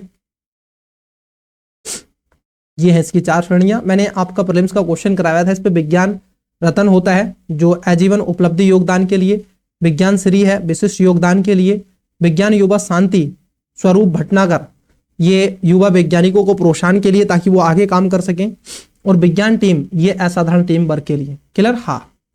प्रो जय विष्णु नालियार भौतिकी में मरणोपरांत आप देखोगे विज्ञान पुरस्कार से रत्न से सम्मानित इनको किया गया है। इंदिरा गांधी शांति पुरस्कार भी चर्चाओं में रहा है। चिली की पूर्व राष्ट्रपति मिशेल वाचेलेट को इंदिरा गांधी शांति पुरस्कार 2024 से सम्मानित किया गया था। क्लियर? इंदिरा गांधी शांति निशस्त्रीकरण और विकास पुनरुत्थान प्रतिवर्ष प्रदान किया जाता है। इंदिरा गांधी मेमोरियल ट्रस्ट द्वारा इसको दिया जाता है। राष्ट्रीयता, नस्ल या धर्म की किसी भेदभाव के बिना किसी व्यक्ति, कथा और निम्नलिखित उद्देश्यों में से किए गए रूप में नस्लीय समानता को बढ़ावा देना और राष्ट्रों के बीच में सद्भावना सामंजस्य को प्रोत्साहन करने के लिए दिया जाता है। तो ये पुरस्कार थे बेसिकली, जो आपसे कभी कभी एक आध बार क्वेश्चन आपके बन जाते हैं। आइए कुछ जान लेते हैं जो ऐसी ट्राइब्स हैं जो, देखो हुआ था क्या है, यूपीएससी आपकी जनजातियों से 1 से 2 क्वेश्चन पूछ लेता है। तो आइए जरा देख लेते हैं कुछ ट्राइब्स हैं जो चर्चाओं में रही हैं। देखो, जैसे एक ट्राइब्स है आपकी हट्टी, कहां पर है? हिमाचल प्रदेश और आपकी उत्तराखंड में मिलेगी। मोरन जनजाति जो है ये असम में है, असोम। कोच राजभांगी समुदाय ये असम और पश्चिम बंगाल में है। इसके साथ साथ अगर हम देखें, जो आपकी सिद्धि है ये गुजरात, कन्नड़, महाराष्ट्र में आपको मिलेगी सिद्धि। इन सब के अलावा हो जनजाति झारखंड, बिहार, उड़ीसा, पश्चिम बंगाल में आपको मिलती है। और उसके अलावा जेनु रुकबा जनजाति जो है कर्नाटक, केरल, तमिलनाडु में आपको मिल जाती है। जेनु रुकबा। सेंटिनली जो आपकी सेंटिनलीज जनजाति है अंडमान निकोबार में आपको मिल जाती है। सैम्पेन भी इधर ही आपको मिल जाएगी। क्लियर? हाँ। चलिए आगे बढ़ते हैं। अब ये जनजाति हैं बेसिकली, अब इनके बारे में आपको ज्यादा नहीं जानना, केवल यही आपको कि कहां पर आपकी मिलती हैं, तो उससे आपकी चीजें बेसिकली देखने के लिए मिलेंगी। चलिए आगे बढ़ते हैं। हाँ, नेक्स्ट की तरफ बढ़ते हैं। नेक्स्ट देखते हैं, नेक्स्ट क्या है। आइए अब यहां पर देखो कुछ महत्वपूर्ण है आपकी परीक्षा को लेते हुए, उसको भी हम थोड़ा सा आपसे परिचर्चा करते हैं कि सर इसमें कौन सा अति महत्वपूर्ण है जो आपकी परीक्षा को ध्यान में रखते हुए देखा जा सकता है, या फिर मैं कहूं कि आपसे वो क्वेश्चन पूछने की संभावना हो सकती है। तो उसको भी हम थोड़ा देख लेते हैं, देखते हैं।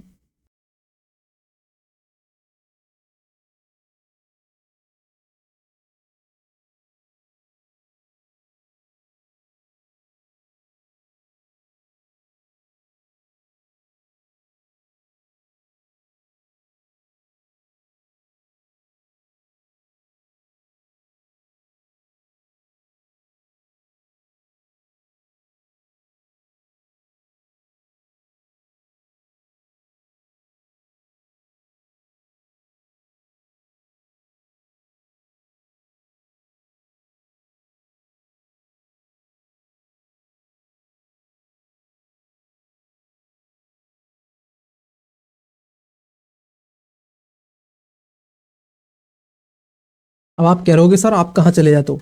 बेसिकली मेरी थोड़ी सी तबीयत खराब है, तो मुझे बीच बीच में थोड़ी खांसी आ जाती है। तो मैं इसको क्या कर देता हूँ, बीच में थोड़ा सा अपने आप को हाइड कर लेता हूँ, ताकि आपको खांसी या किसी भी प्रकार का कोई भी डिस्टर्बेंस ना हो। तो इसलिए मेरा ये फोकस रहता है ना। चलो तो एक बार मैं अपना आई से ऐनक ले लेता हूँ, फिर चीजें करें। अन्यथा आपको पता है मैं 4-5 घंटे तो यूं ही पढ़ा देता हूँ। चलो मिसलेनियस की तरफ बढ़ते हैं। मिसलेनियस देखते हैं क्या क्या है इसमें।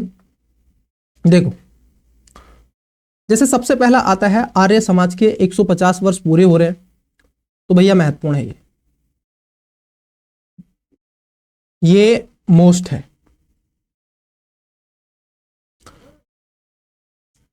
प्रधानमंत्री जी ने महर्षि दयानंद सरस्वती की 220 जयंती पर आर्य समाज के 150 वर्ष पूरे होने के उपलक्ष्य में ज्ञान ज्योति महोत्सव के हिस्से में इंटरनेशनल आर्य समिट 2025 को संबोधित किया।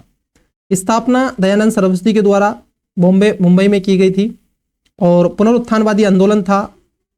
उद्देश्य था हिंदू धर्म धार्मिक सामाजिक सुधार में लाना और दृढ़ विश्वास की सुधार, वैदिक क्रम और पुनरुत्थान के समर्पित।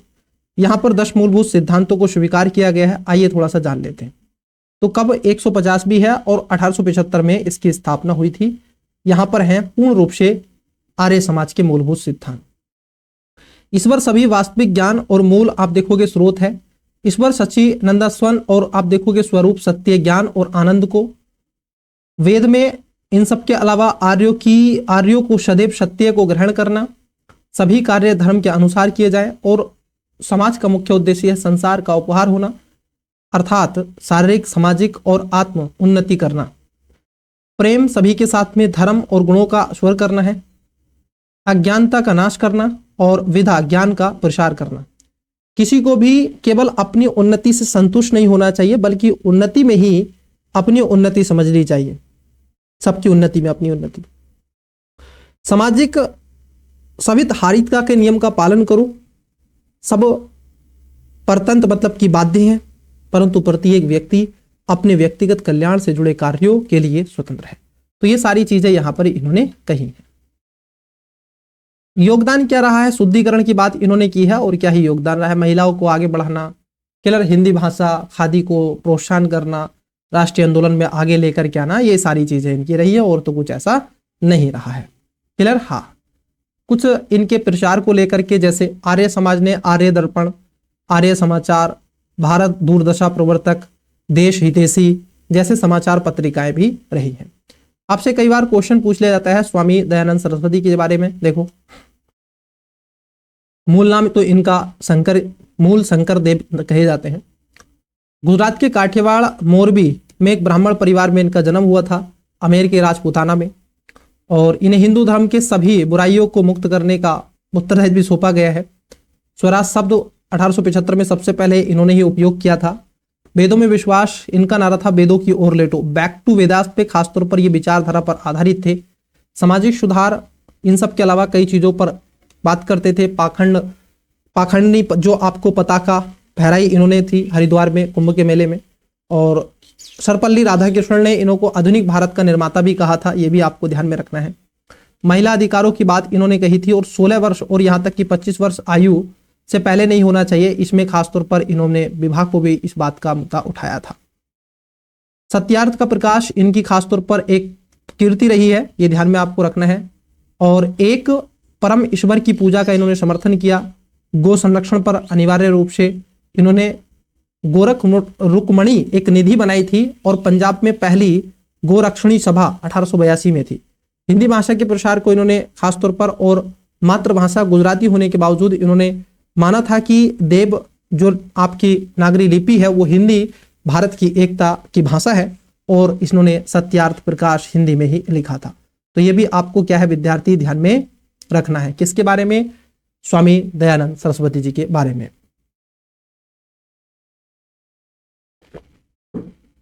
क्लियर हुआ कि नहीं? हाँ, चलो फिर आगे बढ़ते हैं। इसको थोड़ा रिफ्रेश कर देते हैं ताकि, क्योंकि इस पे मैंने बहुत ज्यादा लेखा जोखा कर दिया है, तो ये क्लास स्मूथली चलती रहे। जितनी भी लंबी क्लास होगी आपका ये कंप्लीट तो कराई देंगे इसमें। क्लियर? हाँ, सारी चीजें स्पष्ट हो रही है कि नहीं? हाँ, ऐसा तो नहीं, 1 से 2 बार देख लेना सेशन, आपका काम हो जाएगा। चलो आगे बढ़ते हैं। अभी ये बहुत ज्यादा चर्चाओं में है। काकोरी जो ट्रेन आपका रहा है, इसको अभी पूरे 100 वर्ष हो चुके हैं, क्योंकि 2025 में इसको शताब्दी मनाई गई है। 9 अगस्त 1925 को उत्तर प्रदेश के लखनऊ में काकोरी नामक गांव के आसपास में इस ट्रेन को लूटा गया था। हिंदुस्तान रिपब्लिक एसोसिएशन के क्रांतिकारी उन्हें अंजाम दिया था। ब्रिटिश भारतीय रेलवे का संग्रह किया गया धन लूटना था। शाहजहांपुर से लखनऊ जा रही 8 डाउन ट्रेन को लूट लिया गया था। तो ध्यान में रखना इसमें कौन कौन शामिल थे? राम प्रसाद बिस्मिल, असफुल्ला खान, चंद्रशेखर आजाद, ठाकुर रोशन सिंह और राजेंद्र सिल्हाड़ी थे। चंद्रशेखर आजाद ने 1931 में इलाहाबाद अल्फ्रेड पार्क में एक पुलिस मुठभेड़ में अपनी मृत्यु कर दी थी और क्रांतिकारी गतिविधियों पर इन्होंने एक इस्तेहार, मैं इसमें गया था चंद्रशेखर जो आजाद पार्क है, बेसिकली इनका एक अपना स्लोगन था कि मैं कभी भी अंग्रेजों की गोली से नहीं मरूंगा। तो अपने ही स्वहित में स्वदेश की इन्होंने गोली खाई थी, मतलब कि स्वयं को अपने आप शूट कर लिया था। ये पिस्टल रखते थे अपने पास में। हाँ, मृत्युदंड रामप्रसाद बिस्मिल को मिला था, अशफुल्ला खान को, राजेंद्र लिहाड़ी को, ठाकुर रोशन को, काकोरी जो आपका षड्यंत्र केस था इसमें 1925 में इनको फांसी की सजा सुना दी गई थी। हिंदुस्तान रिपब्लिक एसोसिएशन की बात कर ले, रामप्रसाद बिस्मिल और संजय दास सन्याल, जोगेंद्र जो आपके जोगेश चंद्र चटर्जी ने 1924 में क्रांतिकारी एक संगठन बनाया था, जो आगे चल के खासतौर पर आप देखोगे हिंदुस्तान रिपब्लिक एसोसिएशन, ये हिंदुस्तान सोशलिस्ट रिपब्लिक एसोसिएशन के रूप में तब्दील हो चुका था। और इसकी स्थापना खासतौर पर प्रोफेसर कोटला में हुई थी और 1980 में 1928 में हुई थी। और विचारधारा झुकाव इस पर समाजवाद और मार्क्सवाद की ओर था, क्योंकि इसमें युवा शक्ति आ चुकी थी। चंद्रशेखर आजाद, भगत सिंह, सुखदेव, थापर और राजगुरु जैसे यहाँ पर क्रांतिकारी थे। और आगे चल के ये भी खासतौर पर इनको फांसी की सजा दे दी गई थी और ये भी समाजवादी सिद्धांत को आगे बढ़ा रहे थे। तो 100 वर्ष हो रहे हैं भैया, ध्यान में रखना। हाँ, किसके सर? 100 वर्ष हो रहे हैं आपके काकोरी हत्या कांड के। उसके बाद है आत्मसम्मान आंदोलन, इसके भी 100 वर्ष हो रहे हैं। ठीक है, हाँ, कब हुआ था ये आत्मसम्मान आंदोलन? तो इसकी अवधारणा 1925 में ईवी स्वामी नायकर के द्वारा, पेरियार नायकर कहा जाता है समतावादी समाज के रूप में। एकदम की पॉइंट बता देता हूं, क्यों आपसे पूछा जा सकता है। इन्होंने बेसिकली आप देखोगे जाति व्यवस्था का उन्मूलन किया था, तार्किक सोच को बढ़ावा और ब्रह्मवादी परंपराओं पर चोट किया था। क्लियर? हाँ, तो ध्यान में आपको रखना है। इन्होंने अंतरजातीय विवाह को बढ़ावा दिया था, यह भी आपको ध्यान में रखना है। विवरण है इनका पेरियार के, इसे खासतौर पर अरिबू विदुलई इक्कम या बौद्धिक व्यक्ति के आंदोलन के रूप में भी जाना जाता है। तो आगे बढ़ते हैं, ये है बाइकोम सत्याग्रह भी इनका खासतौर पर उसमें बढ़ चढ़कर इन्होंने लिया था, सहयोग किया इन्होंने सबका। क्लियर? चलो आगे बढ़ते हैं। बाइकोम, बिरन और पेरियार जिनका महान व्यक्तित्व ये है आपके। आगे बढ़ते हैं। हाँ जी, कुछ और जाति आधारित आंदोलन है उनको भी देख लो, जैसे सत्य सोच समाज है ज्योतिबा फुले जी के द्वारा 1873 में, बहिष्कार हितकर्णी सभा 1924 में डॉक्टर अंबेडकर जी के द्वारा, अखिल भारतीय दलित वर्ग संघ 1930 में डॉक्टर अंबेडकर जी के द्वारा, अखिल भारतीय अस्पृश्यता विरोधी लीग 1932 में ये गांधी जी के द्वारा इसको बनाया गया था। चलो आगे बढ़ते हैं। बाइकोम सत्याग्रह के भी 100 वर्ष हो चुके हैं पूरे, ये ध्यान में रखना। क्यों सर? क्योंकि ये खासतौर पर आप देखोगे 30 नवंबर 1925 को था, तो 2025 में इसके भी बाइकोम सत्याग्रह के हो रहे हैं कितने? 100 वर्ष। आओ जरा इसको भी देख लो। केरल के त्रावणकोर में हिंदू जातिवाद भेदभाव के खिलाफ एक अहिंसक नागरिक अधिकार आंदोलन था। किसके बीच में था? ये ध्यान में रखना, आपको पूछा जा सकता है। तो त्रावणकोर में था एक तरीके से भेदभाव जातिगत के बीच।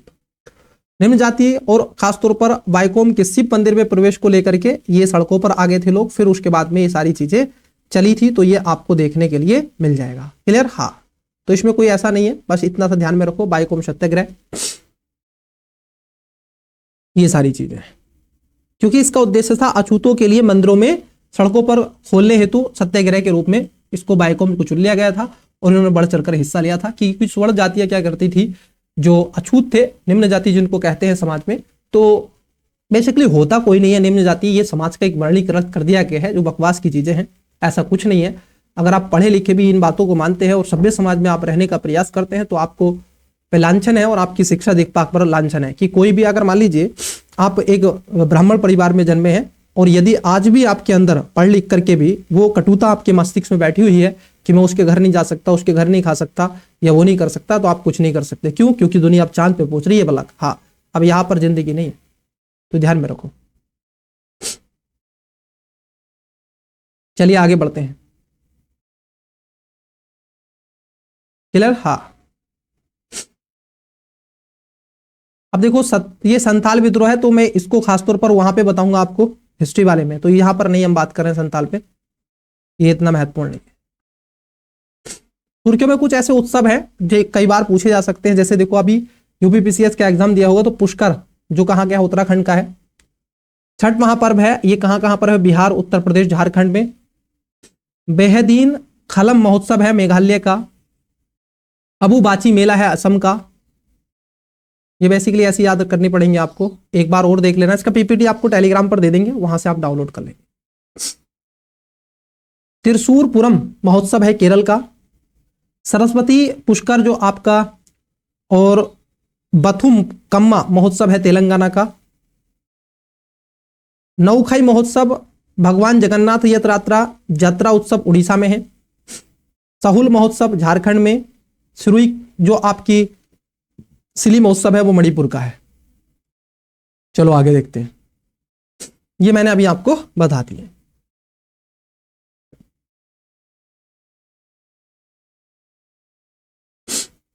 आगे बढ़ते हैं। अब ये खेल है, कुछ राष्ट्रीय जैसे खेल है, ये आपसे शायद अब देखो क्या पूछ सकता है, इस पे इतना महत्वपूर्ण नहीं है। कॉमनवेल्थ खेल के बारे में थोड़ा बता देते हैं।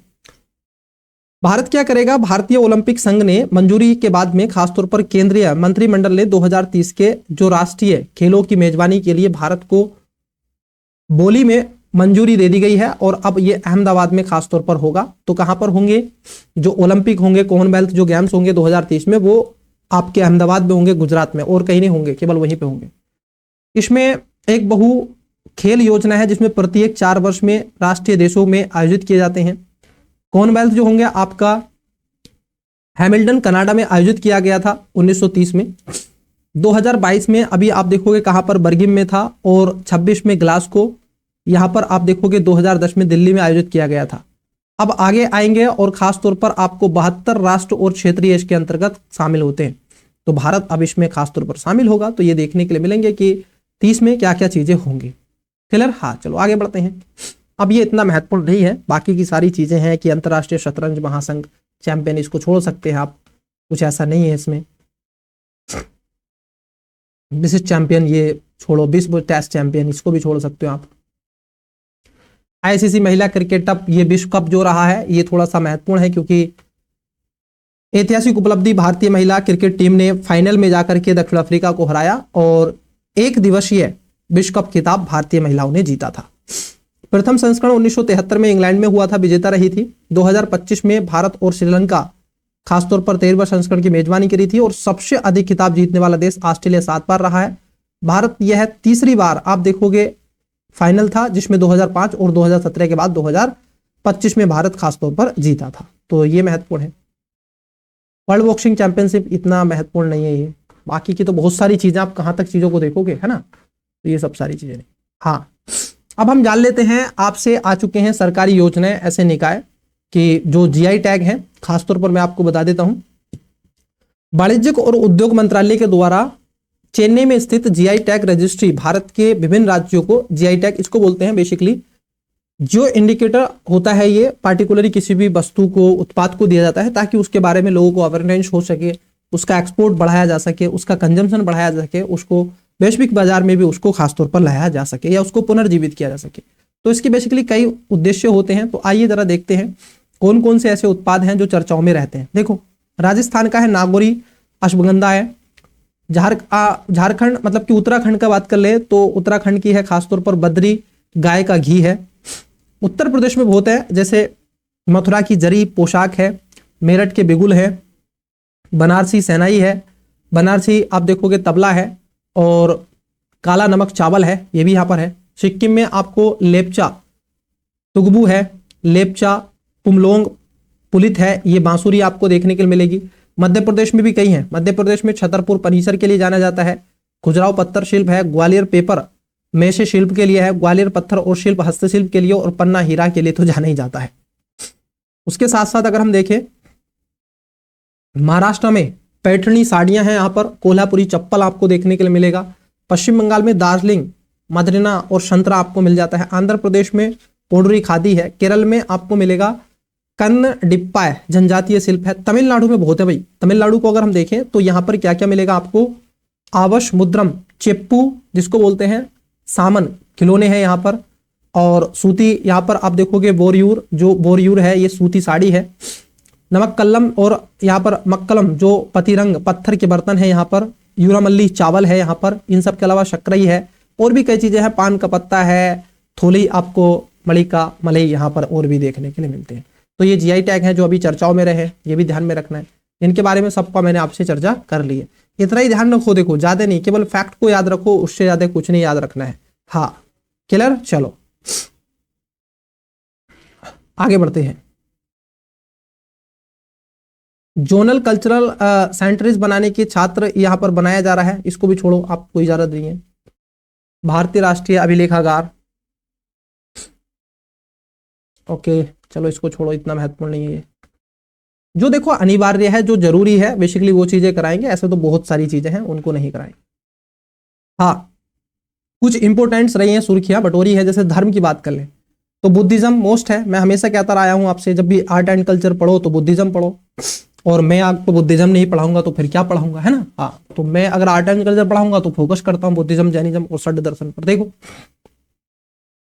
संस्थापक कौन रहे हैं, गौतम बुद्ध हैं। बचपन का नाम सिद्धार्थ था, और इनका जो जन्म था वो क्षत्रिय कुल में 563 ईसा पूर्व में हुआ था। 29 वर्ष की आयु में इन्होंने गृह त्याग कर दिया था। पीपल वृक्ष की ज्ञान प्राप्ति इनको निर्माण प्राप्त हो गया था। कुछ स्थल हैं, जैसे लुम्बिनी में जन्म स्थल है, बोध गया में ज्ञान की प्राप्ति, सारनाथ में प्रथम उपदेश, और कुशीनगर में इनका महापरिनिर्वाण, मतलब कि इनका मृत्यु हो चुकी थी, स्वर्ग प्राप्त हो गया थी। बुद्ध धर्म के मूल सिद्धांत है, जैसे आप देखोगे बौद्ध धर्म में मूल 4 आप देखोगे सत्यों के बारे में बताया गया है। इन्होंने कहा मानवीय दुखों को दूर करने के लिए बुद्ध ने अष्टांगिक मार्ग की बात कही गई है, जो मध्यम मार्ग की बात करता है। बुद्ध धर्म खासतौर पर ईश्वर में विश्वास की बजाय ईश्वर से स्वतंत्र नैतिक प्रगति पर बल देता है। यह आत्मा के पुनर्जन्म के सिद्धांत को स्वीकार करता है, लेकिन पूरी तरह से उसके रूप में नहीं, जैसा कि अन्य धर्मों में। तो आप एक शब्द में कह सकते हैं आत्मा परमात्मा में यह विश्वास नहीं करता, लेकिन पुनर्जन्म और कर्म में विश्वास करता है। बौद्ध धर्म के कुछ संप्रदाय रहे हैं, ये ध्यान में रखना, यहां से क्वेश्चन आपके बनते रहे हैं, जैसे हीनयान, महायान, थेरवाद, ब्रजयान, युद्ध तांत्रिक आप देखोगे बौद्ध धर्म है, और अन्य उप संप्रदाय भी हैं। तो पहला देखते हैं हीनयान। इसका अर्थ होता है छोटा घड़ी, मतलब कि अधिक रूढ़िवादी विचारधारा के हैं, मूर्ति पूजा में विश्वास नहीं करते हैं, और मुख्य रूप से पाली भाषा का प्रयोग करते हैं, जिसको हीनयान। ये बुद्ध को एक व्यक्ति के रूप में देखते हैं, एक समाज सुधारक के रूप में देखते हैं, एक ज्ञानी के रूप में देखते हैं। महायान बुद्ध को खासतौर पर आप देखोगे एक बड़ी गाड़ी के रूप में कहती हैं, और ये अधिक उदारवादी होते हैं। बुद्ध बोधिसत्व दिव्यांता में विश्वास करते हैं, ये मूर्ति पूजा में विश्वास करते हैं, मुख्य रूप से संस्कृत भाषा इन्होंने बोली जाती है। जो थेरवाद है ये हीनयान का ही एक उपसहारा निकला है। किस जहां से निकला है, ये हीनयान से ही निकला है। ये कष्टों का अंत और निर्माण प्राप्ति, इसमें खासतौर पर विभजवाद, विश्लेषण और शिक्षा में विश्वास करता है, पाली भाषा का प्रयोग करता है। वही अगर हम ब्रजयान की बात कर लें तो ये ब्रजयान खासतौर पर महायान जो भाषा है उसी से निकला है। क्लियर, हाँ ये ब्राह्मणवादी वेदों पर आधारित अनुष्ठानों और बौद्ध को दर्शन के साथ जोड़ता है। मुख्य देवी इसमें आप देखोगे तारा है, और 17 तिब्बती भाषा का प्रयोग ये करते हैं। अन्य में अगर हम बात कर ले तो अन्य में आपको मिलता है सोतांत्रिक और सम्मति, जो महासंघी है, और गोकुलिका आदि के रूप में जाना जाता है। तो ये ध्यान में आपको रखना है। हीनयान किसका है, थेरवाद से निकला, जो थेरवाद है वो हीनयान से निकला, महायान से ब्रजयान निकला, और अन्य जो है तो है वो उप संप्रदाय है इनके, जिसको सोतांत्रिक और सम्मिलित, महासंगिक और गोकुलिका कहा जाता है। चलो आगे बढ़ते हैं। बौद्ध संगति पर कई बार क्या होता है, क्वेश्चन प्रीलिम्स का पूछ लेता है। देखो कौन कौन सी बौद्ध संगति हुई थी। पहली हुई थी राजगृह में, जो कि 483 से अजातशत्रु, ठीक है, और अध्यक्ष थे महाकश्यप। विनय पिटक और सुत्ता पिटक का यहां पर आप देखोगे पाठ किया गया था। दूसरी वैशाली में हुई थी लगभग 100 वर्ष के बाद में, 383 ईसा पूर्व में। इस समय जो संरक्षक शासक थे वो कौन थे, कालाशोक के शासनकाल में साबा कामी। यहां पर क्या हुआ था, आप देखोगे बौद्ध धर्म में पहली बार विभाजन हुआ, इसमें भिक्षु अनुशासन, जिसमें आप देखते हैं हीनयान महायान में। क्लियर, हाँ तो यहां पर आपको स्थरवादियों में और महासंघवादियों में विभाजन हो चुका था। तीसरी है पाटलिपुत्र में 250 ईसा पूर्व, अशोक का टाइम पीरियड था। मोगलीपुत्र तिस्ती के शासनकाल में, मतलब कि अध्यक्ष रहे हैं इसके। और अभिधम्म पीटक का संकलन हुआ था, जैसे विनय पिटक, सुत्ता पिटक और उसके अलावा अभिधम्म पीटक आता है, उसी तरीके से ये भी आपको देखने के लिए मिलेगा। उसके बाद चौथी है आपकी कश्मीर में 72वीं ईस्वी में कनिष्क का शासनकाल था। वसुमित्र थे, हीनयान महायान के बीच में खासतौर पर इनका विभाजन हुआ। इसके साथ साथ अगर हम देखें बौद्ध साहित्य के ग्रंथ कौन कौन से हैं, तो पहला ग्रंथ है आपका 3 ही है, सुत्ता पिटक, अभिधम्म पिटक और विनय पिटक। ये जो आपका सुत्ता पिटक है, यहां पर भिक्षुओं के उपदेश की बात की गई है। सुत्ता पिटक उपदेश की बात करता है, किसके लिए, संग्रह उपदेश जो है, जो आपके इसके बुद्ध के, ठीक है। उसके साथ साथ विनय पिटक में भिक्षुओं के और भिक्षुओं के संघ के जीवन की बात करता है, और अभिधम पिटक में बुद्ध के दर्शन की व्याख्या और खासतौर पर इनको आगे लाने का प्रयास करता है कि भाई खासतौर पर इनके दर्शन की बात करता है। अभी क्या हुआ है, पिपरभा अवशेष पर खासतौर पर चर्चाओं में रहा है, तो पहली बार भी इस पे क्वेश्चन पहले भी पूछे गए हैं। भगवान बुद्ध के पवित्र पिपरभा अवशेष में भारत की वापसी हो चुकी है। ये खासतौर पर अगर हम बात कर ले 1898 में British civil engineer Williams Claxton Peppe द्वारा पिपरभा सिद्धार्थ नगर में प्राचीन के कपिलवस्तु उत्तर प्रदेश में अवस्थित है। इसमें कपिलवस्तु की मूल 8 स्तूपों से एक जोड़ा गया है। अंतिम संस्कार और विशेष रूप से आशंकों की बात भी की जाती है। राजगिरा, वैशाली, अल्लापुरम और इन सब के अलावा रामग्राम, पावा, कुशीनगर, बेदीपुर आदि हैं। मुख्य रूप से हड्डियों के टुकड़ों और सोप स्टोन, क्रिटिकली ताबूत, बलुआ पत्थर और संदूक और स्वर्ण आभूषण इत्यादि से, तो ये ध्यान में आपको रखना है बेसिकली। चलो आगे बढ़ते हैं, और कुछ ऐसा इसमें है नहीं। ये भी चर्चाओं में था।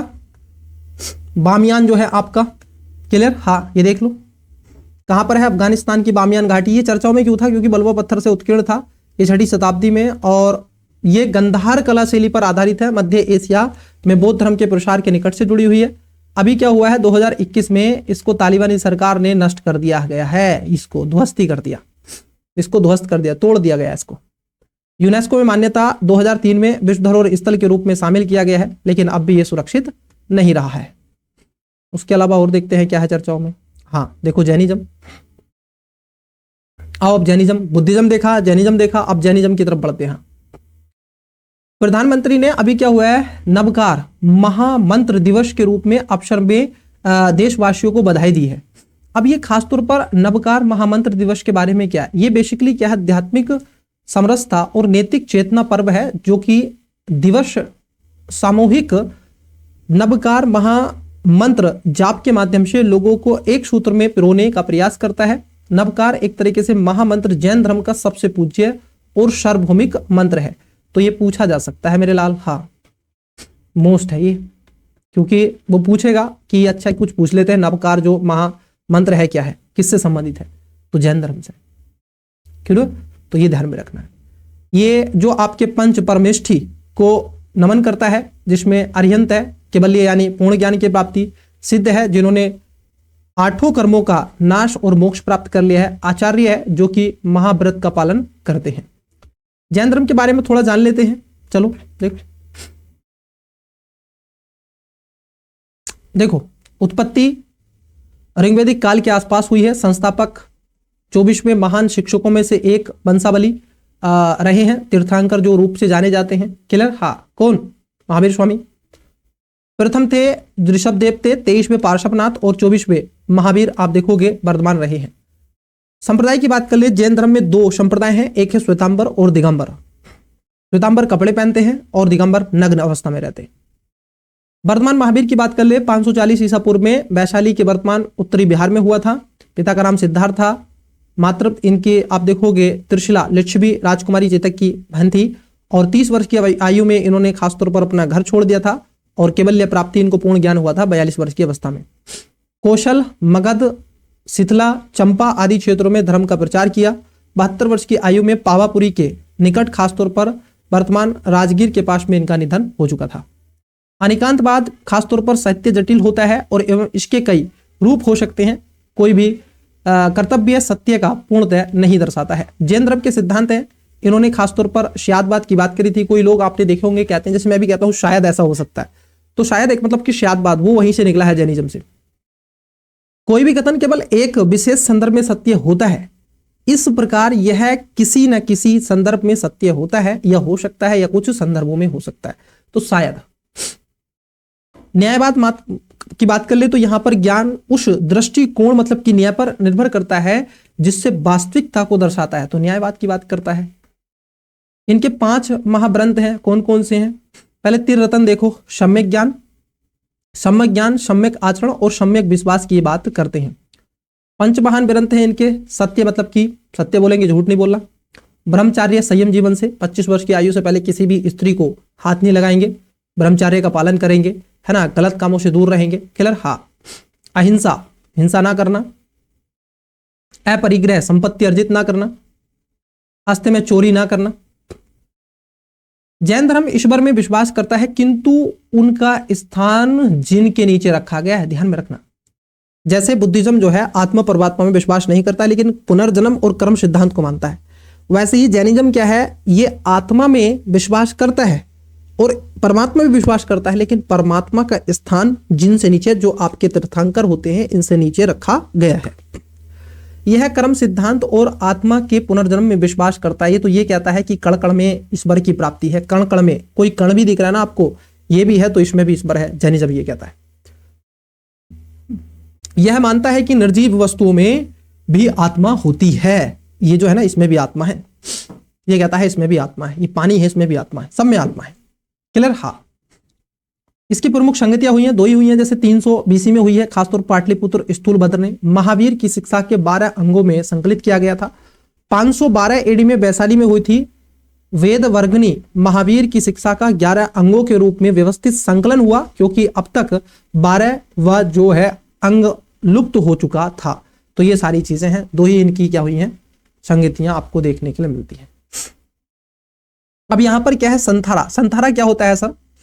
जैनिज्म की ही एक परंपरा है, इसमें क्या होते हैं, व्यक्ति आप देखोगे निर्वाण की प्राप्ति करता है, खासतौर पर अपने जीवन का परिग्रह कर देता है, तो कम समय में रहते रहते रहते रहते रहते रहते रहते क्या कर देता है, अपने जीवन का त्याग कर देता है। जैसे खाना बंद कर देगा, है ना, उपवास की तरह उपवास रखेगा, थोड़ा थोड़ा खाना खाएगा। आप मान लीजिए 4 रोटी कोई व्यक्ति खाता है, उसको अब 3.5 देंगे, फिर उसमें कम करेंगे 3 देंगे, इस तरीके से ऐसी उसका कम करते रहते हैं और वो व्यक्ति एक स्थान पर पार्टिकुलर बैठा रहता है और फिर वो खासतौर पर निर्वाण की प्राप्ति हो जाती है, उसके प्राण निकल जाते हैं। यह जैन धर्म की एक प्रथा है जिसमें स्वेच्छा से उपवास के माध्यम से जीवन का अंत करने का निर्णय लिया जाता है। ऐसा माना जाता है कि जैन धर्म की स्थापना के समय ही इसका प्रचलन रहा और आगम में भी इसका उल्लेख मिलता है। अभी खासतौर पर इसमें क्या होता है, बेसिकली आप देखोगे त्रिविहार, मतलब कि भोजन त्याग परंतु जल नहीं। इसमें त्रिविहार में क्या कर देते हैं, वो भोजन को त्याग देते हैं लेकिन जल का सेवन करते रहते हैं। चौह विहार में भोजन के साथ साथ जल का भी त्याग कर देते हैं। अब डिपेंड करता है वो कैसे। इसमें खासतौर पर जैन ग्रंथों के अनुसार में संथारा केवल तभी किया जाता है जब मृत्यु निकट हो या जब कोई व्यक्ति वृद्ध अवस्था या आप देखोगे किसी बीमारी या अकाल जैसी चरम स्थितियों के या धार्मिक कर्तव्यों के पालन से असमर्थ होता है, तो तब उसको संथारा में रख देते हैं। कानून की स्थिति की बात कर ले तो 2015 में राजस्थान कोर्ट ने फैसला सुनाया था कि संथारा को अवैध माना जाना चाहिए और इसे भारतीय दंड संहिता की धारा 306 के तहत आत्महत्या के बराबर माना जाना चाहिए, जिस पर सुप्रीम कोर्ट ने रोक लगा दी। तो ये ध्यान में आपको रखना है, अभी ये है, अभी दिया जा सकता है। चलो आगे बढ़ते हैं। हाँ देखो ये क्या है, महत्वपूर्ण तरीके से इसको समझना। मैंने आपको करंट अफेयर में कराया था, ये आपसे पूछा गया INS कोडिन और इसको कहते हैं टंकई। ये टंकई जो विधि है ये पूछ रहा है आपसे, टंकई। तो टंकई क्या है, एक शिप है, ध्यान रखना। प्राचीन काल में जहाज निर्माण की एक विधि है जिसको खासतौर पर टंकई पद्धति कहा जाता है। इसका क्या होता है, पहले ही देखो जब शिप बनाते हो तो आप पहले शिप बना करके क्या करते हो, बाहर का फ्रेम बनाते हो फिर अंदर का, लेकिन इसमें पहले अंदर का फ्रेम बना के फिर बाहर का बनाया जाता है। तो ये अजंता की गुफाओं में इसके चित्र मिलते हैं 5वीं शताब्दी में, तो इसलिए खासतौर पर जाना गया है। चलो आगे बढ़ते हैं। मैंने करवा दिया था, लगभग 2000 साल पुराना है। टंकई जहाज निर्माण की एक विधि होती है, ये आपको ध्यान में रखना है। इसमें कीले पीले नहीं होती हैं, बेसिकली ध्यान में रखना। हाँ, समुद्री विरासत के पुनर्जीवन के लिए अन्य सरकारी पहले हैं। प्रोजेक्ट मौसम है, लोथल में राष्ट्रीय समुद्री विरासत बनाया जा रहा है। राष्ट्रीय प्रोसेशन ये सागरमाला कार्यक्रम, छोड़ो इसको, आगे बढ़ो। प्रतीक और नाम अनुसूचित उपयोग रोकथाम अधिनियम 1950 सुप्रीम कोर्ट ने ओके, इसको हटाओ, आगे बढ़ते।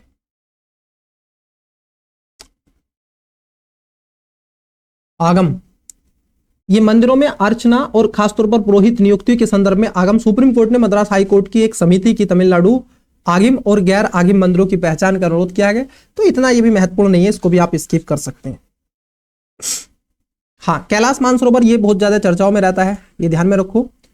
अभी क्या हुआ, भारत और चीन 2019 से प्रतिबंध कैलाश मानसरोवर फिर से शुरू कर दिया गया, इसमें काम हो गया है। हाँ, कोविड-19 के बाद में क्योंकि फिर LAC पर गतिरोध हो चुका था, तो भारत और चीन जन जन विनिमय कर दिया गया था। तो यात्रा को 2 मार्गों से, जैसे लिपुलेख दर्रा उत्तराखंड में और नाथुला दर्रा सिक्किम, दोनों से आप आ सकते हो। क्लियर? हाँ, कैलाश मानसरोवर खासतौर पर ये कैलाश पर्वत माला की सबसे ऊंची चोटी है और मानसरोवर झील दुनिया की सबसे ऊंची मीठे पानी की झील कही जाती है। कौन सी? मानसरोवर झील। तीर्थ यात्रा तिब्बती श्वेता क्षेत्र में स्थित पश्चिम हिमालय की एक श्रृंखला में है और ये खासतौर पर धार्मिक, सांस्कृतिक और हिंदू जैन बौद्ध परंपराओं का एक पवित्र स्थल माना जाता है। तो मैं एक चित्र बना देता हूं ताकि आपको ये कैलाश मानसरोवर यहां पर समझ में आ जाए। देखो कुछ इस प्रकार से, देखो मगर प्यार से। आप बोले सर आपकी ये बात तो सही लगती है मुझे। यहां पर है ये कैलाश मानसरोवर, यहां तो आप सिक्किम से भी जा सकते हैं इधर से भी और यहां से भी होकर के आ सकते हैं। तो दोनों जगह से ये इसके डायरेक्शन है। चलो आगे बढ़ते हैं। सर्वेंट ऑफ इंडिया सोसाइटी 120वीं वर्षगांठ बनाई गई है इसकी। सर्वेंट ये 1905 में पुणे महाराष्ट्र में स्थापित की गई थी गोपाल किशोर गोखले के नेतृत्व में। महात्मा गांधी गोखले द्वारा इसको अपने राजनीतिक गुरु भी मानते थे। तो राष्ट्र की सेवा के लिए प्रशिक्षण थी, युवाओं को खासतौर पर इसमें लाया गया था। गैर राजनीतिक सांप्रदायिक थी, ये ध्यान में रखना, गैर राजनीतिक गैर सांप्रदायिक था। चोरी हो चुकी सांस्कृतिक वस्तुओं की वापसी हो रही है, तो इसमें कोई दिक्कत नहीं है, इसको छोड़ो, आप इसको छोड़ सकते हैं। शारदा लिपि, शारदा लिपि आधारित प्रदर्शनी चिनार महोत्सव, पुस्तक महोत्सव, चलो छोड़ो इसको। लेकिन ध्यान में रखो, शारदा लिपि को थोड़ा सा ध्यान में रखो, यह ब्राह्मणी परिवार पर आधारित लिपि का लेखन है। यह संस्कृत लिखने के उपयोग में की जाने वाली एक प्रमुख लिपि है जो कहां पर होती है, कश्मीर, हिमाचल प्रदेश, पंजाब में। अफगानिस्तान में शारदा लिपि को गणेश की मूर्ति आप देखोगे उमा महेश्वर की और काबुल के पास में है। यह 8वीं से 9वीं शताब्दी के बीच में शारदा पीठ मंदिर परिसर जो अब पाकिस्तान के कब्जे वाले कश्मीर में स्थित है उसके आसपास विकसित हुई थी। हालांकि आज केवल कुछ ही पांडुलिपियां जीवित बची हुई है, तो यह भी आपको ध्यान में रखना है। चलिए आगे बढ़ते हैं और देखते हैं आगे क्या है। यह हम आपसे चर्चा कर चुके हैं। बिजदौर जो स्थल है 44, उसमें कोई दिक्कत ही नहीं है ना, तो आप इसको देख लेंगे एक बार। अभी मैं इस पे चर्चा कर दिया हूं, तो अब मुझे लगता है इसका पीपीटी मिल जाएगा, उसको आप वहां पर देख लोगे कौन कौन से। ये बेसिकली ध्यान में रखना 44 में कौन सा था। हाँ,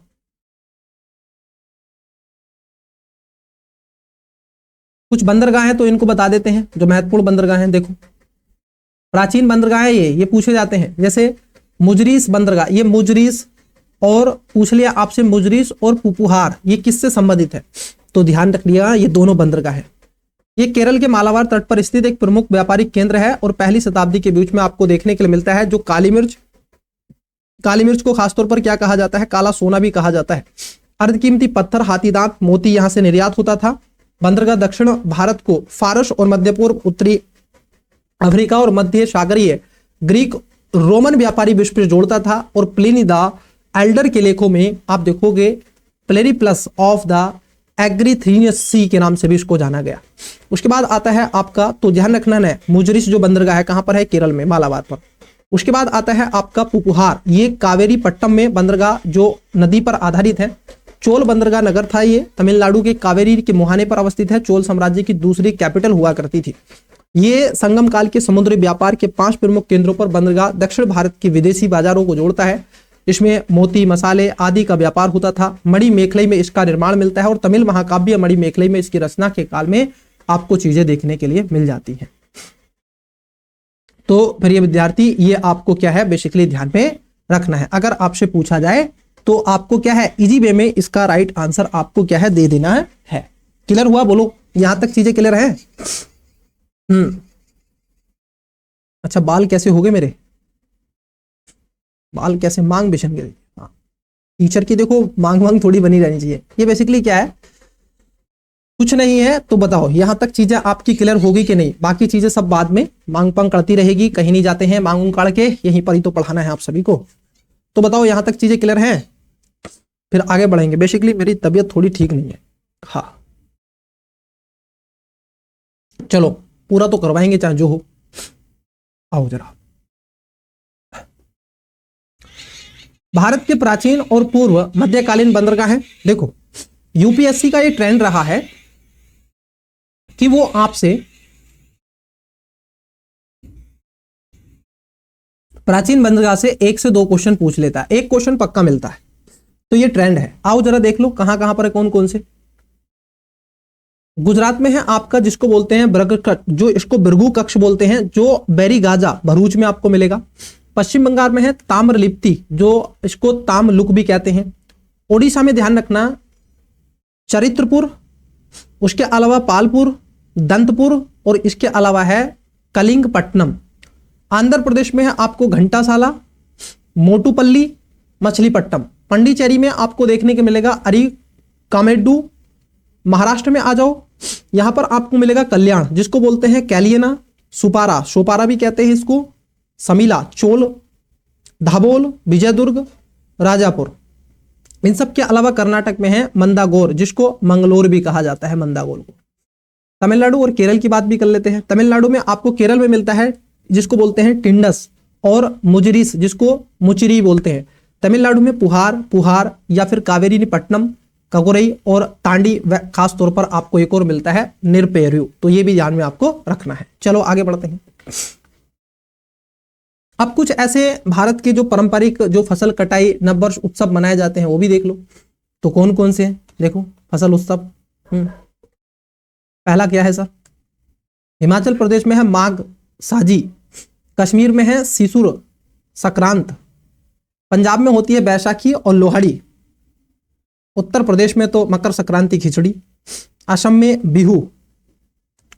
इन सब के अलावा अगर हम देखें, मणिपुर में आता है आपका सिजुबू चरईरोबा, पश्चिम बंगाल में है आपका पोइला बैशाख, आंध्र प्रदेश, तेलंगाना, कर्नाटक में है आपकी उगादी, तमिलनाडु में है पोंगल और विशु, केरल में है आपका विशु और मकर विलुक्कू, और महाराष्ट्र गोवा में है आपकी गुड़ी पड़वा।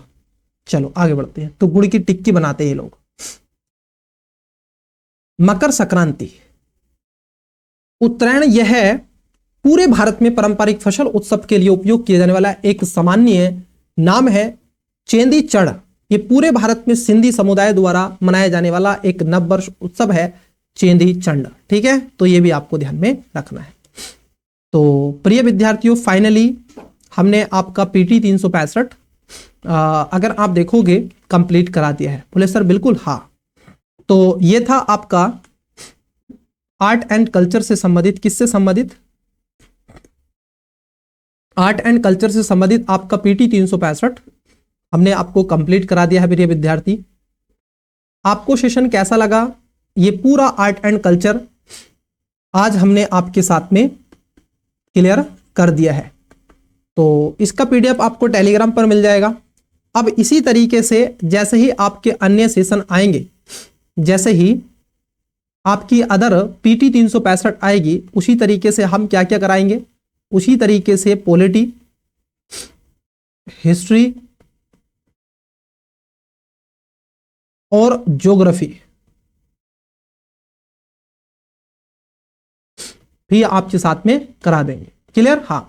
तो अब तक हमने 4 कर ली हैं, 4 कर लिए, इकोनॉमी की कर ली है, उसके साथ साथ आप देखोगे इन्वायरमेंट की कर ली है, बायोटेक्नोलॉजी कर ली है और आर्ट एंड कल्चर की कर ली है। तो चारों के वीडियो आपको मिल जाएंगे यूट्यूब पर, उनको भी देख लीजिएगा। आपको सेशन कैसा लगा कमेंट्स में आवश्यक रूप से बताइएगा। मिलते हैं आपसे किसी और सेशन में, किसी और क्लासेस में। तब तक के लिए बेस्ट ऑफ लक। मन लगा के पढ़ते रहिएगा, चैनल को सब्सक्राइब नहीं किया कर दो और फीडबैक देना मत भूलिएगा। बाय।